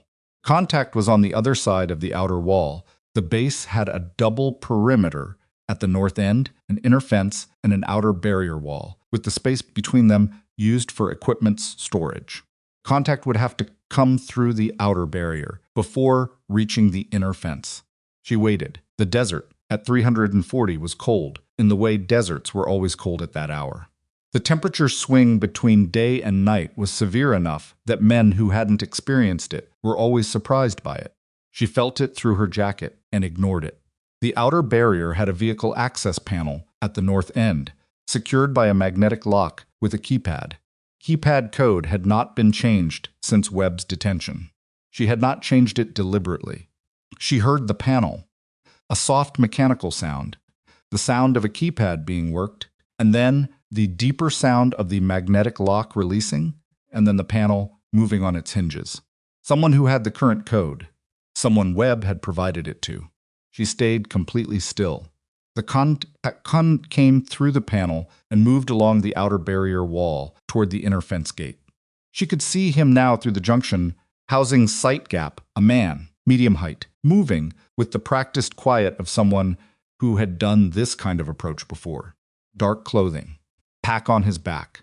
One hand held away from his body, Visible deliberate, the posture of someone who had been told the contact at this end expected a clean approach. He reached the inner fence gate and stopped, waited. Protocol, as Webb had described it, called for the contact to wait at the inner gate for a response from the base side handler. A signal exchange, visual, brief, confirming the handoff could proceed. She stepped out of the junction housing shadow. The contact saw her immediately. He was good enough that his reaction was minimal, a slight tensing, a fractional shift in his weight. He didn't move away, and he didn't reach for anything, because he was expecting a handler to emerge from the base interior, and she was emerging from the base interior. And for about 3 seconds, the ambiguity of the situation worked in her favor. Then he looked at her face and understood that this was not the handler. "Step away from the gate," she said. Her voice was low, not a shout, a controlled projection. Enough to carry, but not enough to carry far. Hands out. Both of them. He looked at her. He looked at the gate behind him, the outer barrier panel, the way he'd come. "The panel is being secured right now," she said. It wasn't Reyes, was still in the monitoring station, but the contact didn't know that. "You have one option, and it's to stay exactly where you are." He made his decision in about 2 seconds, which was faster than she'd have liked. He went left away from the gate, along the inner fence line, moving fast, the pack still on his back, because he'd apparently decided it was more important than speed. She went after him. Hale came out of the junction housing shadow from the other side, which cut off the angle the contact was running toward, and the contact adjusted, pivoted, and came back toward her with something in his right hand that caught what little light there was and wasn't a radio. She had about a psychologically to decide. She had about a quarter second. She closed the distance instead of creating it, because distance was where the thing in his hand was useful and close quarters was where it wasn't. He was good enough to adjust, tried to get the hand around to a usable angle, but she had his wrist before he completed the adjustment. And the struggle that followed was brief and brutal and not elegant for either of them. She took a hit to the ribs that was hard enough to make her exhale sharply and lose a half second of control. And he used that half second to try to break the wrist grip, and he almost succeeded. Hale ended it. He came in from the contact's left side with the efficiency of a man who had been doing this for 12 years and knew exactly how much force was required for a controlled takedown versus a damaging one, and the contact went to the ground and stayed there, and the thing in his hand was on the gravel 3 feet away, and Hale had his knee in the contact's back, with the man's arms controlled behind him. Lena stood over them, breathing through the rib, hit and picked up what had fallen. Fixed blade knife. Commercial, quality, the kind carried by a lot of people with field experience and no military affiliation. She looked at Hale. "Good," she said. "You took a hit," he said. "I know," she pressed her palm up against her ribs. Not broken, she'd had broken ribs before and knew the difference. Badly bruised. "I know." She crouched beside the contact. He was face down in the gravel, controlled, not fighting it anymore. She could see his profile, mid-40s, fit. The particular, weathered quality of someone who spent time outdoors. Scar along the jawline old. No identifying patches or insignia on the dark clothing. "The pack," she said. Hale held the man's arms, and she unclipped the pack straps and slid it free. She opened the main compartment without standing up, working by feel and the dim light. Documents. A secondary encrypted phone. A physical hard drive portable, the kind used for bulk data transfer. And underneath all of it, wrapped in foam padding, a device she recognized immediately because she'd seen the schematics for its class in a briefing 2 years prior. A signals interceptor. Directional, short range, the kind used to pull transmission data from poorly shielded relay hardware. He hadn't come just to verify the USB drive package. He'd come to pull the relay device's full transmission history, directly everything the device had captured since installation, including any transmissions that had occurred before Briggs started keeping his notebook. The operational record from before Briggs had been thorough enough to document things himself, which meant there was earlier intelligence on this device that Halverson wanted and hadn't received through the normal channel. which meant the network's operation at Iron Ridge had started before Briggs's notebook began. She sat back on her heels in the gravel with that thought. "Radio Hayes," she said to Hale. "Already did," he said. "Coming." The tactical element arrived at Iron Ridge at 900 the next morning, on 2 helicopters that came in from the west and landed on the primary pad without ceremony. 8 people, no unit designation visible, the kind of professional quietness became some people who were used to arriving in sensitive situations and not making a production of it. Their lead was a woman named Carver. She had the rank insignia of a lieutenant colonel, but wore it the way people wore things that were technically accurate, but not the main point. She was 40 years old, maybe 42, with a direct manner and the specific economy of movement that Lena associated with people who had spent years doing work that required them to be unobtrusive. Carver shook Hayes's hand in the operations center and then looked at Lena. "Walk me through it," she said. She listened to the walkthrough without interrupting, which took 17 minutes. When it was done, she asked 4 questions specific, technical, the questions of someone who had already been briefed at a level that let her know what to probe. Then she looked at Hayes. "We'll need your secure briefing room for 24 hours, she said. Hayes looked at Lena. "You'll have it," he said. Lena expected to be in the room when Carver's team debriefed Briggs and Webb. She was not in the room. This was the first indication that the next several hours were going to be a different kind of difficult than the previous 4 days had been. She spent 2 hours waiting in a corridor outside the briefing room, while the sounds of a formal interrogation process came through the door-controlled procedural, the particular cadence of people working through a structured interview protocol. She drank bad coffee from the common room and reviewed her own notes and did not let the waiting show on her face when personnel moved past her in the corridor. Hale found her at 1,100 and stood next to her against the wall with his arms crossed and didn't say anything for a while. "What are you doing out here?" he finally said. "Waiting. Cut you out. For now." He looked at the briefing room door. "After everything you did to set this up." "It's how it works," she said. "The operational phase is mine. The exploitation phase is theirs. It's not personal." He was quiet for a moment. "It looks personal," he said. She drank the coffee. "It was genuinely bad. It looks like what it is," she said. "A different team taking the next step. That's a good thing. It means the next step exists." Hale was quiet again. "Then, Reyes wants to know what happens now. To the base? To all of it. To Briggs. To Briggs and Webb. To whether what they did is going to come back on the unit, on the families of the men who were killed. Whether anyone is going to be accountable for more than just Briggs and Webb." She looked at the door. "The accountability depends on what Briggs and Webb give up about Halverson," she said, "which is happening right now, which is why I'm out here, and Carver is in there, and Halverson. If the operation works, Halverson doesn't stay free long. If the operation works." "If," she said. He accepted that.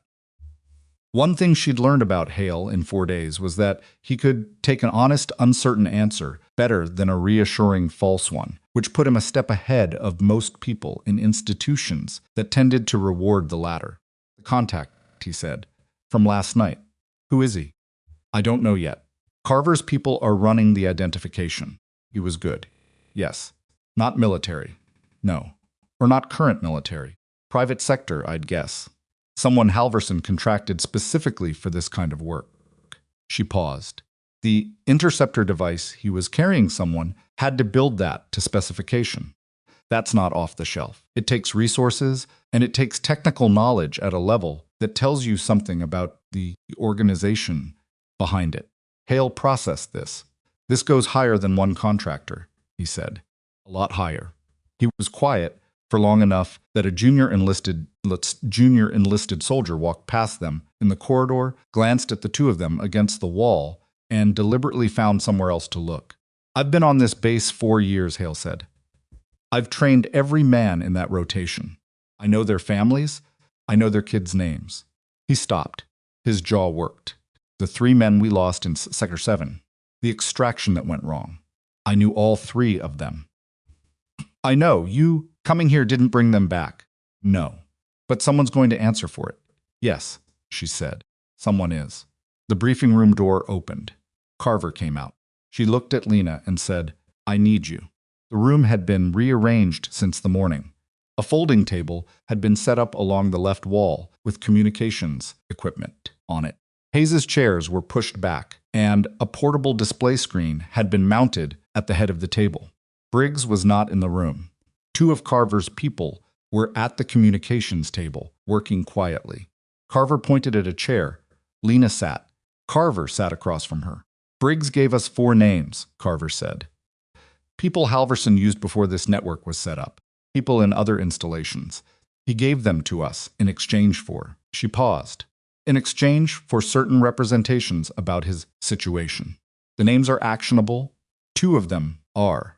The other 2 are identities we'd already flagged through other channels. Carver looked at the table for a moment. The 3rd name on his list is interesting. It's not an installation contact. It's a logistics node, a civilian contractor, who handles resupply for 3 separate forward operating bases.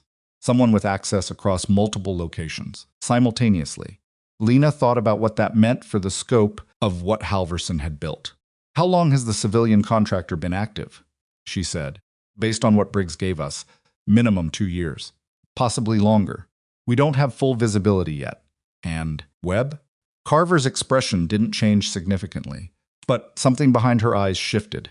Webb gave us the frequency rotation protocol and the authentication cycle, which we can use. She paused. He also confirmed something that Briggs hadn't mentioned. Lena waited. There's a handler above Halverson, Carver said. Halverson is not the principal. He's a layer. Whatever sits above him, Webb doesn't have a name, doesn't have a designation. But he described a communication pattern that suggests Halverson reports to someone who has institutional access, not contractor access. Institutional. The word sat between them. Institutional meant inside the wire, not outside it. Institutional meant an organization, a structure, something with official cover, which meant the network with Halverson. The network didn't start with Halverson, and it didn't start with the contractor contacts, and it didn't start with the 2 men currently in detention in the basement of Iron Ridge. It started somewhere higher. This changes the parallel operation, Lena said, substantially. The tactical element you brought, it's sized for a contractor network, not for whatever this is. Yes, Carver said it without inflection, which is why I'm sitting here talking to you instead of my own people. Lena looked at the communications equipment on the folding table, then at Carver. You know who I report to, she said. I know enough. Then you know the next call doesn't go through this base's channel. I know that too. Carver folded her hands on the table.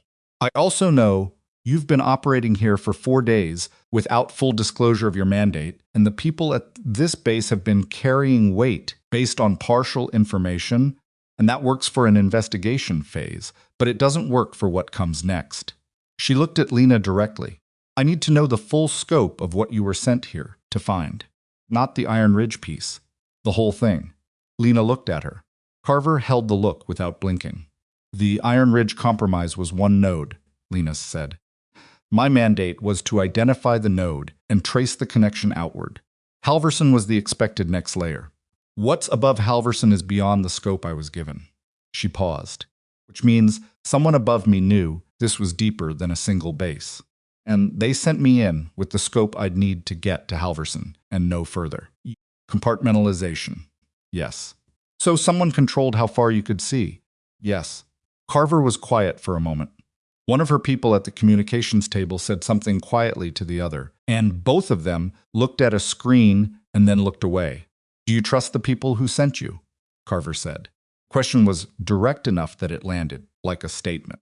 Lena thought about it honestly, which was the only way she knew how to think about it. Trust the people I report to directly, she said. Whether that trust extends to every layer above them, she stopped. That's a different question. That's the question that matters right now.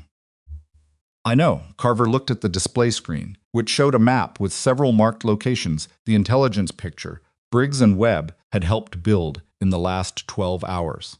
I'm going to be honest with you, Carver said, which I don't do reflexively, so take it accordingly.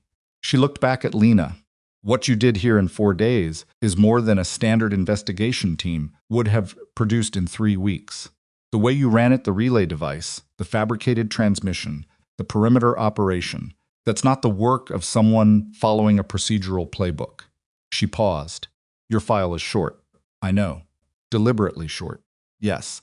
Which means there's a longer version. There is. And the longer version explains why they sent you specifically alone to a base full of men who were going to make your life difficult from the moment you stepped off the helicopter. Lena was quiet for a moment. The longer version explains a lot of things, she said. Carver studied her. How many operations before this? I'm not asking for a briefing. I'm asking you to give me a number so I understand who I'm dealing with. Lena looked at the map on the display screen. 11, she said, in 7 years. Carver absorbed this. 11 operations in 7 years was not a pace that allowed for downtime. It also was not the pace of someone who filled an administrative function. All solo? Carver said, mostly, and before the operational work. Before that, I was in a unit that doesn't have a public designation. For how long? 3 years. Carver nodded slowly.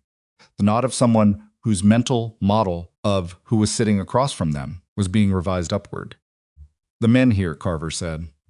The ones who laughed at you when you came off the helicopter. They didn't know. Do they know now?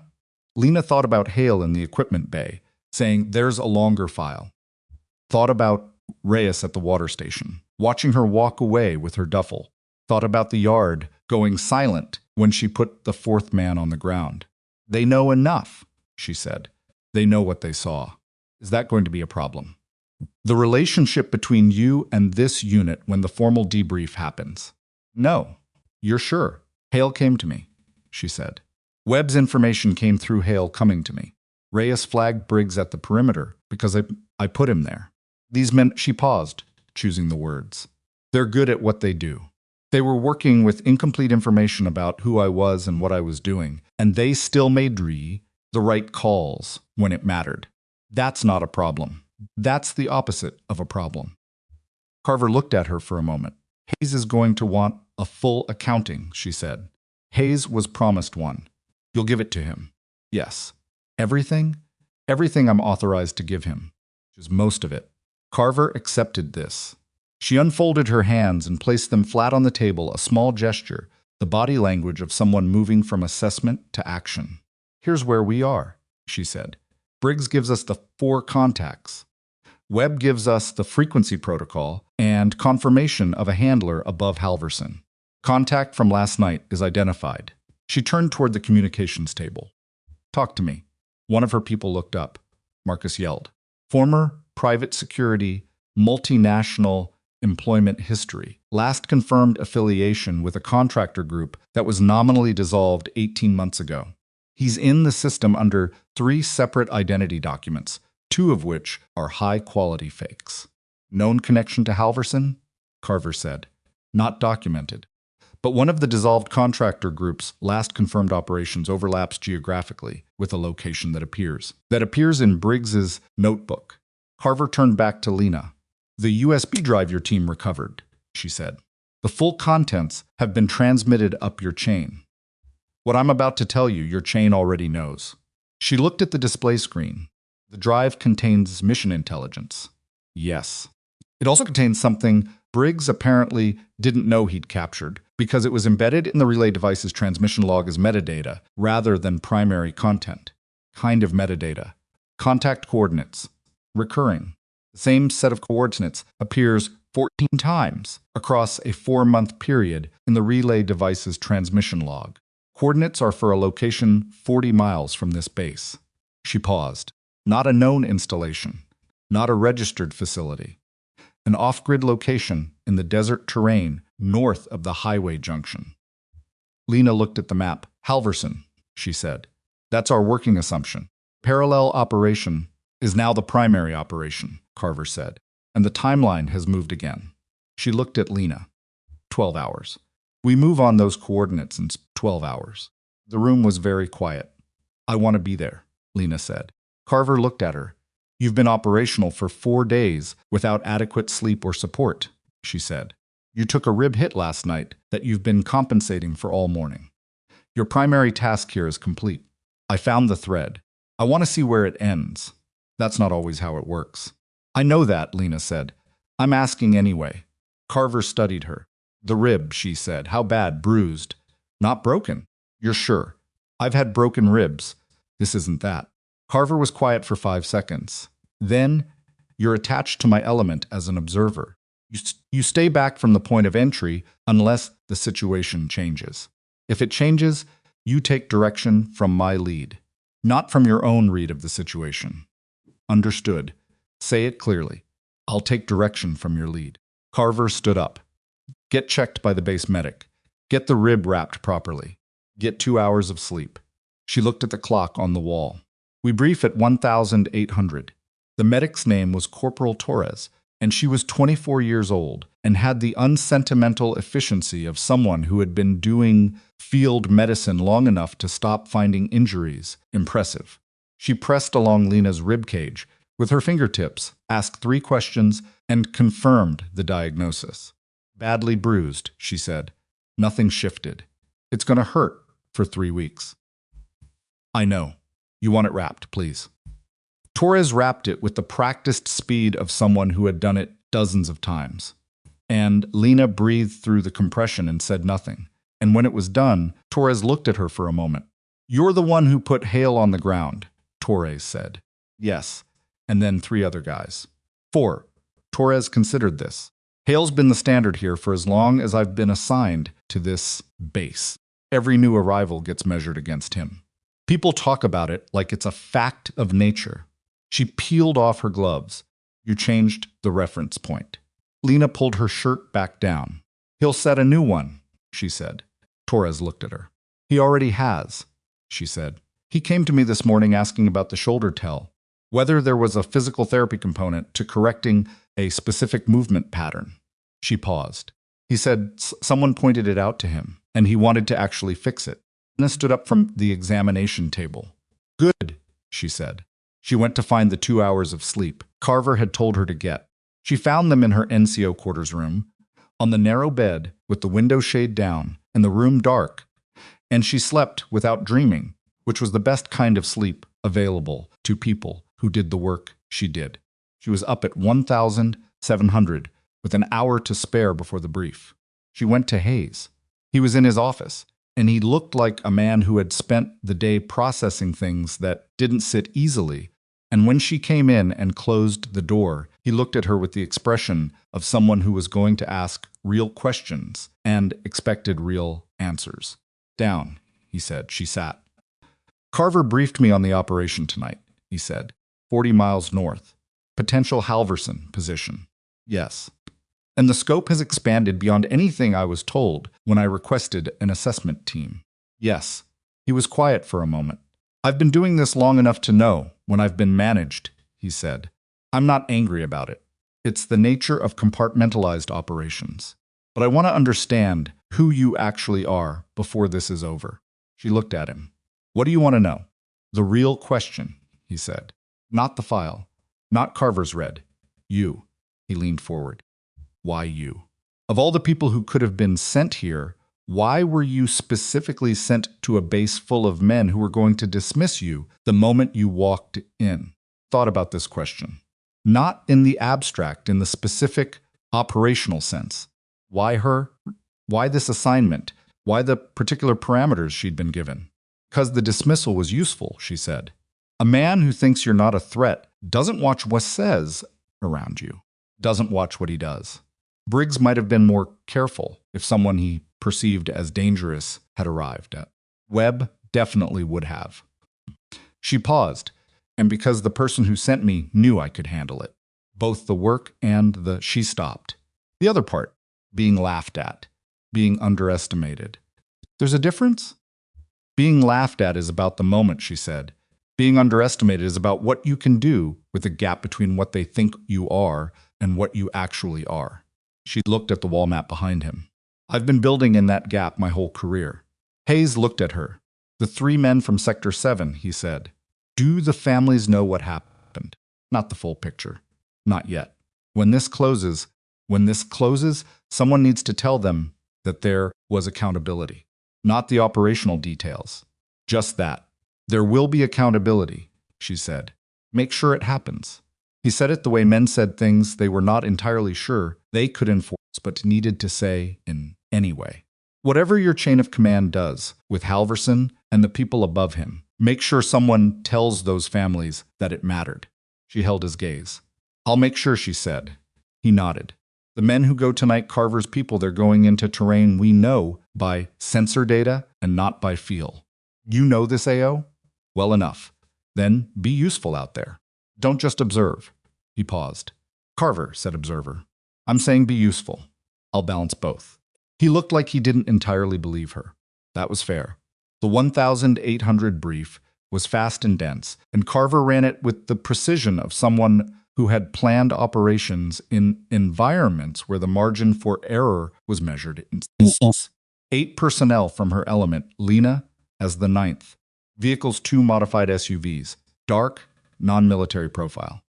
Approach route that used the highway for the first 30 miles and then cut north on an unpaved service road that satellite imagery had confirmed was passable. Target location, a cluster of structures that thermal imaging had identified as occupied. 3 buildings in a compact arrangement that suggested a working facility rather than a residence. Carver assigned breach and clear assignments for each team member. For Lena, eastern approach, observation post, radio relay to the primary element, and said with a flat directness that made the caveat clear secondary response if the primary element needed support. Lena accepted the assignment professionally. Lena accepted the assignment without comment. They loaded into the vehicles at 2,000 hours under a sky that had gone from deep orange to purple to black in the time it took to run the final equipment checks, and the convoy left Iron Ridge through the main gate with no ceremony and no announcement, because that was how these things went when they were done correctly. In the vehicle, Carver's team ran a final comms check and confirmed frequencies and went quiet. The desert road stretched ahead in the headlights, empty in both directions, the landscape flat and vast and indifferent. Lena watched the terrain out the passenger window and thought about the single word in Halverson's response to Webb's transmission, the word that had told her this was a structure, not just a man. A system with layers and redundancies and the kind of patience that came from institutional backing. She thought about the 3 men from Sector 7. She thought about Briggs in the isolation room and Webb at the terminal, and the contact named Marcus Yeld, with his face in the gravel at the north perimeter. She thought about Hayes telling her to make sure it mattered. The vehicle moved through the dark, and the compass heading was north, and the distance to the target coordinates was clicking down, and whatever was at the end of that distance was the answer to a question that had started before she'd arrived at Iron Ridge and would continue after she left it. And she settled sacks in the seat, let the road move under her, and waited for the moment when waiting would be over. The service road north of the highway was worse than the satellite imagery had suggested. The SUVs moved at 15 miles per hour with the headlights killed, running on night optics, and the terrain that looked flat on a screen was crossed in reality by erosion channels and loose rock fields that made the vehicles pitch and yaw in ways that required the drivers to work for every quarter mile. Nobody complained. The team rode the movement without grabbing for handles. The practiced stillness of people who had done this in worse conditions and knew that bracing against the vehicle's movement was more exhausting than flowing with it. Lena watched the terrain through the passenger window and kept her breathing steady, and her ribs told her about every significant bump, a sharp, bright complaint that she noted and set aside. At 4 miles out from the target coordinates, Carver raised a fist and the vehicles stopped. They dismounted in silence and moved the rest of the way on foot. The approach took 40 minutes across terrain that was dark enough to require full attention to footing and quiet enough that Lena could hear the person next to her breathing. Cold had deepened since they'd left the base proper desert cold, the kind that got into joints. She felt it in her hands and ignored it. The structures appeared on the horizon as darker shapes against a dark sky. Three buildings arranged in a rough triangle, the largest in the center, the two smaller ones flanking it at angles that suggested the arrangement had been deliberate sightlines, she noted. Whoever had set this up had thought about observation angles. Carver signaled, and the team split. 6 to the primary breach positions on the north and west sides of the main structure. 2 to the flanking buildings. Lena to the eastern rise a natural shelf of rock about 40 meters from the main structure, elevated enough to give sightline over the approach and the compound entrance. She moved to the position without rushing and settled into the rock shelf with her radio in one hand and her eyes on the compound. The main structure showed light at one window thin, the kind that came through a covered gap rather than an open one. The generator sound she'd been hearing since the 3-mile mark was coming from behind the central building. Not a large generator. Enough for lighting and communications equipment. Maybe refrigeration. She keyed her radio once. The prearranged signal for position reached, eyes on target. Carver's response was 2 clicks. The team was in position. Then they waited. The waiting lasted 11 minutes, which felt like longer because waiting always does when the stakes are real and the body is primed and has nowhere to put the energy. The breach happened fast. Carver's signal was a single click, and then there was movement at the north and west sides of the main structure simultaneously, and the door went on the first attempt because the breacher knew what she was doing. And then there was the controlled noise of a team moving through a structure boots, voices giving commands, the specific clipped language of a clearing operation. From her position on the rock shelf, Lena tracked the 2 flanking buildings. Both dark, both still. No movement at either. Then movement. East side of the main structure, a window that had been covered from inside the covering came away from inside, and a figure came through the window frame, feet first, dropping to the ground below, and the figure was moving before he'd fully found his footing, moving east, moving toward her position. She was already off the rock shelf. The figure was running without looking back, the instinctive forward movement of someone executing a contingency, a pre-planned exit route, memorized, run on muscle memory rather than active navigation. He was fast. He covered the ground between the window and her position in about 12 seconds. He ran directly into her. Not a collision. She stepped into his path at the right moment and used his momentum, the same principle she'd used in the training yard 6 days ago and in the signals room, and at the north fence, the same principle that worked whether the person was a combat instructor or a man in a desert running for his life. He went down. He came back up, faster than she'd expected combat to shine a physical capability that came from a career in field operations. And he turned on her with something in his hand, and she got the arm before it came around. Struggle was harder than the one, with the contact 2 nights prior. This man was not surprised. He understood what was happening, and he adapted in real time, and he had enough strength and enough training that she had to work for every second of control she established.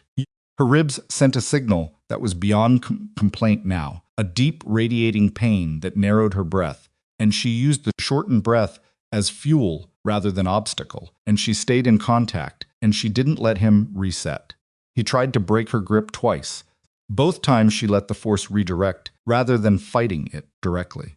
Third time he tried, she was ready for the angle, and she wasn't there when the force arrived, and he was off balance for the half second she needed. Put him down and kept him down. He was breathing hard. So was she. "Stop moving," she said. He stopped. She got a look at his face for the first time. The moonlight was thin, but enough. Mid-50s. The face of a man who had operated for a long time in environments that left marks, and who wore those marks the way people wore things they'd stopped being self-conscious about. Face she'd never seen, but had built a rough picture of, from everything Briggs and Webb had described. "Halverson," she said. He looked up at her from the ground. Breathing steadied. A deliberate steadying, she recognized the technique. "You're the one who touched the relay device," he said. His voice was calm. Not the calm of a man who was fine, but the calm of a man who had made peace with outcomes before they arrived. "Yes," she said, and flipped Webb. Webb flipped himself, she said. I just gave him a direction to go. He was quiet for a moment. Behind her, she heard boots on Rock Carver's people, responding to the east exit alert. How long? He said. From when you arrived at the base. 4 days. He absorbed this. 4 days, he said. He said it without affect, but something in the way he said it told her the number landed harder than he'd expected. Coordinates in the relay metadata, she said. You left them there deliberately. He looked at her. No, he said. They're in the log 14 times. Same coordinates. Over 4 months, I know. He paused. That wasn't deliberate. That was a technical error in Briggs's logging protocol. He was supposed to strip metadata before the relay transmission. He didn't. Another pause. I didn't know until tonight. Carver arrived at her shoulder, 2 personnel behind her. I've got him, Lena said. Carver looked at the man on the ground. Something moved across her face recognition, maybe, or the professional confirmation of a target identified. Halverson, Carver said. Not a question. Yes, Lena said. Carver crouched beside him, looked at his face. The people above you, she said. We're going to talk about them. Halverson looked at the sky. I know, he said. The compound held 3 other occupant support personnel, communication specialists, by the equipment profile, none of them field capable in any significant sense. They were detained without incident and sat against the exterior wall of the main structure with the resigned look, and they people who had understood when they took the work that this was one of its possible endings. The main structure's interior was what Lena had expected, and a few things she hadn't. The expected communications equipment, encrypted, high quality, document storage, organized. A workstation with enough processing capability to manage a significant intelligence operation. Food and water for an extended stay, which confirmed the location had been in continuous operation for months. The unexpected, a physical board mounted on the main room's interior wall, covered in printed photographs, handwritten notations, connecting lines drawn in 3 colors. An operational map of something that was not Iron Ridge. A network diagram that extended across 3 columns and contained, at its outermost edge, an identifier she recognized. She stood in front of the board for a long moment. Carver came to stand beside her. That identifier, Lena said quietly. The one on the far right. I see it. I saw a format like it in the response message from Halverson's transmission, the one Webb decoded. We flagged it when you passed it up the chain, Carver said. That's part of why the element size increased. Who is it? Carver looked at the board. That's above my authorization level, she said. And yours. Lena looked at the identifier. But someone knows. Someone knows, Carver confirmed. And what we recovered here tonight is going to move things significantly. Lena looked at the board for another moment. The photographs, the connections, the scope of what Halverson had been building and managing and reporting upward into a chain that did not end with him. Then she turned away from it. The support personnel, she said. Any of them communicators? Someone who handled the upward reporting? The woman on the left, one of Carver's people, said from the doorway. Equipment profile suggests signals specialty. I want to talk to her before you transport. Carver looked at her. 10 minutes, Lena said. 5, Carver said. The woman's name was irrelevant for the purpose of the 5 minutes Lena had. She was in her 30s. Technically skilled, visibly scared, not hysterical, but the kind of scared that keeps very still. She sat against the exterior wall with her knees drawn up and her hands in her lap, and she watched Lena crouch down to her level with eyes that were measuring and wary. Upward reporting, Lena said. Halverson's reports. You handled the transmission? A pause, then a nod. Encrypted burst? Yes. Yes. The authentication for the upward channel different from the Iron Ridge protocol? Another pause, longer. The woman was calculating whether talking was better than silence, running the math on outcomes. Yes, she said finally. Separate authentication. Separate frequency. Halverson handled it directly. You've seen the format. The woman looked at her hands. The identifier in the authentication header, Lena said. The one for the receiving party. You've seen it. The woman was quiet long enough that one of Carver's people shifted at the edge of Lena's peripheral vision. It's a domestic format, the woman said. Not foreign. Not contractor. She looked up. I don't know who it belongs to. I just know what the format indicates. Domestic. Not foreign, not contractor. Institutional, Webb had said. Someone inside the wire, but not a wire like iron ridges. A different wire entirely. Lena stood up. Thank you, she said.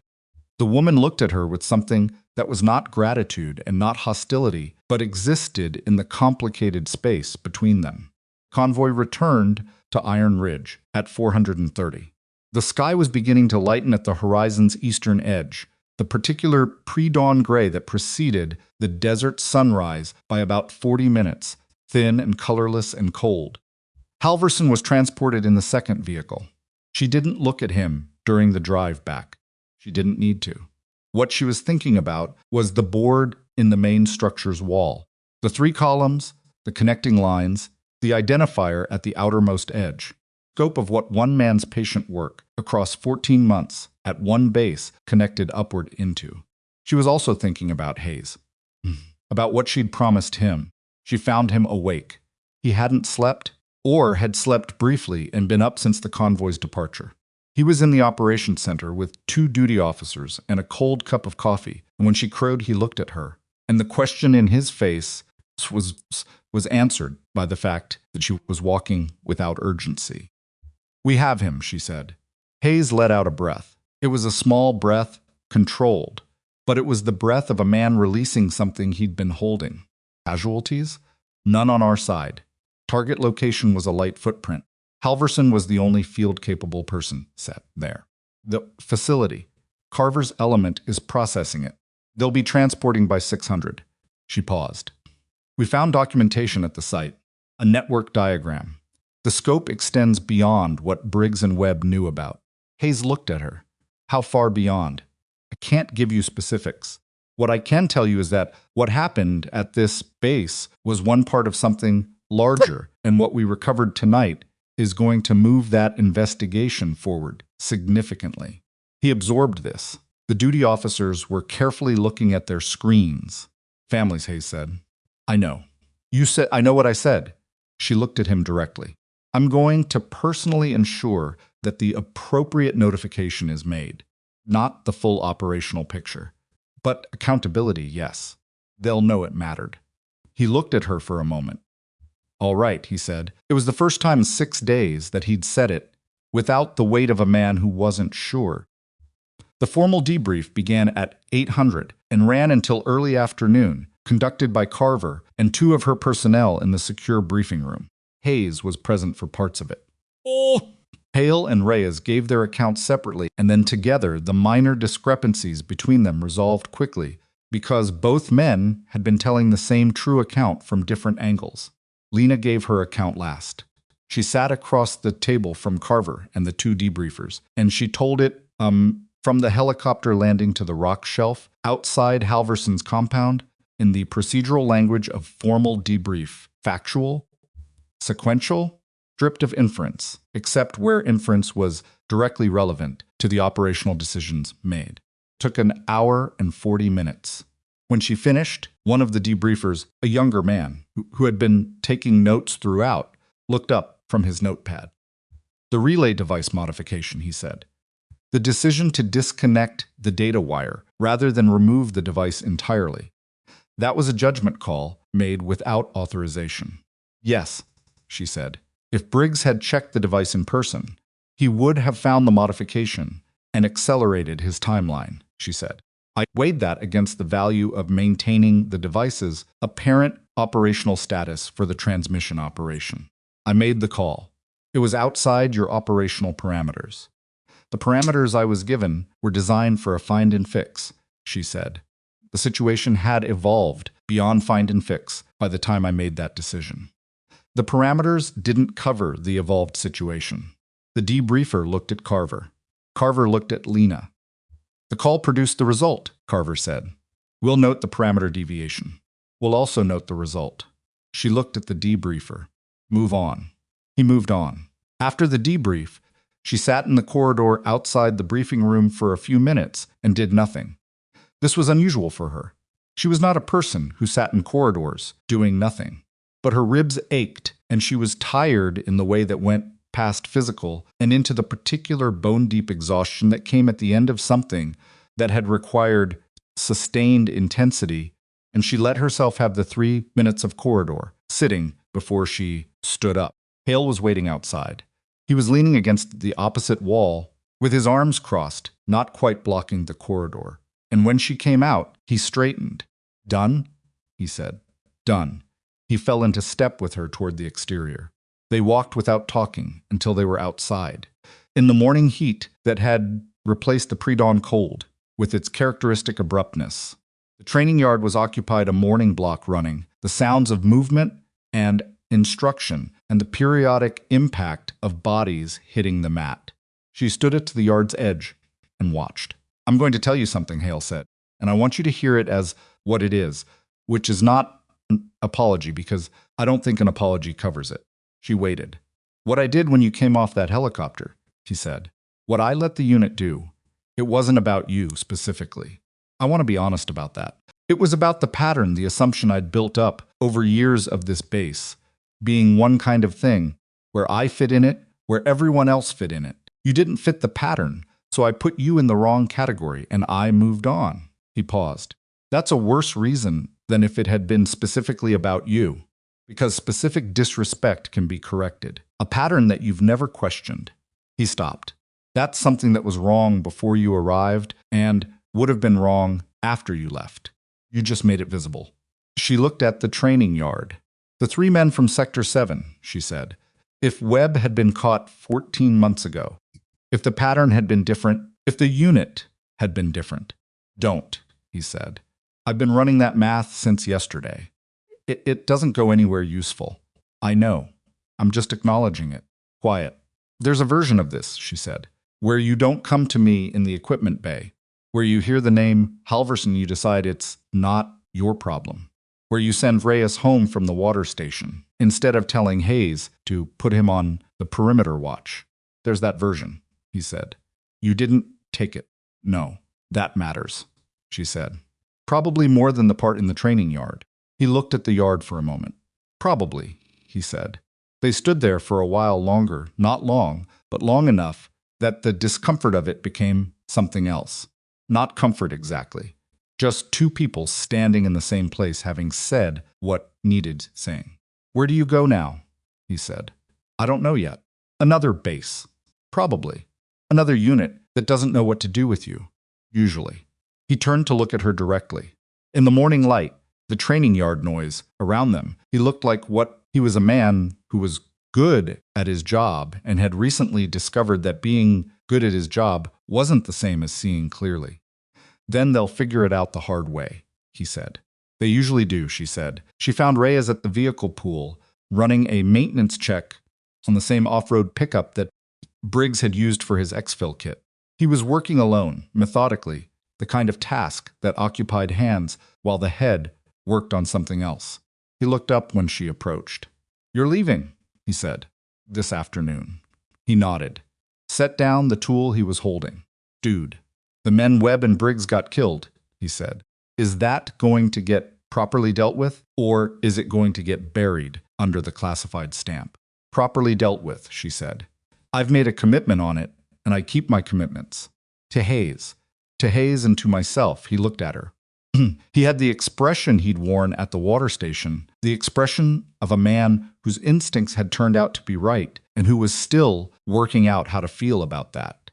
"I should have pushed harder," he said, "when I saw Briggs at the relay, instead of just telling Hale and letting him tell me to drop it." "You did what most people do," she said. "You went to the person above you and trusted the chain. The chain failed." "Yes. And you came to me anyway when it mattered." She paused. "You're a better soldier than you give yourself credit for." He looked at the pickup. "I keep thinking about what was in that lockbox," he said. "The drive. All those missions. The men who ran them trusting that the information was secure. They'll trust it again," she said. "It'll take time. The base is cleaner now than it was 6 days ago." "Cleaner," he said. That's one way to put it. It's the accurate way. He was quiet for a moment. Halverson, he said. Is he going to stay in a room somewhere? Or is he going to get traded away for something? She looked at him. It was a sophisticated question. It was the question of someone who understood that the machinery of intelligence operations did not always deliver justice in the form that the word implied. He's going to answer for what he built, she said. What happens above his level? She paused. I can't make you a promise on what happens above his level. I can tell you that what we recover from that compound is significant enough that the people who want to bury it are going to have a hard time doing so. He took that. Good enough, he said. He picked up the tool again and went back to the maintenance check, and she walked back toward the ops building. And behind her, the sound of the work continued, steady and ordinary, kind of work that a base full of soldiers did every day regardless of what had happened. Because the work didn't stop for anything, and that was both the hardest and most honest thing about it. She packed in 12 minutes. She'd arrived with one duffel, and she left with one duffel, the same bag, a little more dust on it than when she'd landed. Hayes walked her to the helicopter pad. He didn't make a speech about it, which she appreciated. He walked beside her, across the compound in the afternoon heat, through the training yard where the afternoon block was running, past the equipment bay and the motor pool and the south fence line, all the way to the secondary pad on the western edge. The helicopter was already on the pad, rotors turning at idle. At the edge of the pad, Hayes stopped. The formal assessment report, he said, for command. What's it going to say about this unit? That it's operationally sound, she said. That it identified and contained a security compromise with support from external assessment resources. That its personnel demonstrated appropriate judgment under pressure. He looked at her. That's generous. It's accurate, she said. Compromise predated your command tenure, and it was designed specifically to be invisible to the internal structure. Your unit didn't fail to catch it. The network was built to evade exactly the kind of internal scrutiny this base's security protocols generate, and hails 4 years without questioning the pattern. Not in the report, she said. He's already questioning it himself. That's more useful than a notation. Hayes was quiet. I misjudged you, he said, from the beginning. You made the judgment you had information for, she said. You updated it when the information changed. That's the right process. Process could have moved faster. It usually can, she said. That's true for everyone. He offered his hand. She shook it. His grip was firm and brief and completely honest, the handshake of a man who meant it. Good luck with whatever comes next, he said. You too, she said. Fix the camera gap at the north perimeter. Bay 4 in the motor pool. And change the outer barrier keypad code. He looked at her. Those were deliberate, she said. I used them. Seal them. He almost smiled. Almost. She turned and crossed the pad and climbed into the helicopter, and the rotors increased, and the sound built into the full roar of departure. And through the window she could see the training yard below, as the bird lifted the men moving through the afternoon block, the dust rising from the ring, the long straight lines of the fence, and the ridge lines beyond them, the base reduced to geometry, and then to a shape, and then to a point in the desert floor. She turned away from the window. The helicopter banked northwest, and the base was behind her, and she didn't look back at it again. 3 weeks later, a notification went out through official channels to the families of 3 soldiers killed in a Sector 7 extraction mission 18 months prior. The notification did not contain operational details. It contained an acknowledgement that the mission had been compromised through the deliberate actions of personnel who had since been identified and were facing formal accountability proceedings. Contained an assurance that the investigation was ongoing. Contained at the bottom, added at the specific request of an unnamed assessing officer, whose name did not appear in the document, a single sentence. Their deaths were not the result of mission failure or personal error. They were targeted. It has been acknowledged, and it will be answered. One of the families, the mother of a staff sergeant from a small town in eastern Ohio, read that sentence 4 times and then folded the letter and held it in both hands without doing anything else for a while. She had spent 18 months being told that her son's death was the result of operational complexity. She had spent 18 months not quite believing that. The single sentence did not give her son back, and it did not make the 18 months easier to carry in retrospect. But it told her she'd been right to not quite believe the version she'd been given.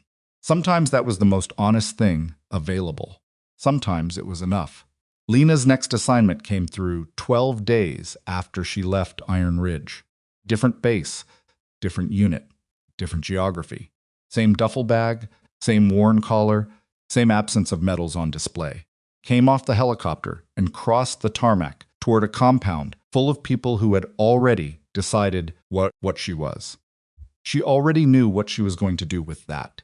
The gap between what people assumed and what was true, she'd been building in that gap her whole career. She would keep building in it, not because it was comfortable, because it was where the work lived, and the work mattered, and that was the whole of the calculation. She walked across the tarmac without looking at the men watching her. There was work to do. The most dangerous assumption is a certain one because certainty stops looking. And the moment you stop looking is the moment you miss what's already right in front of you.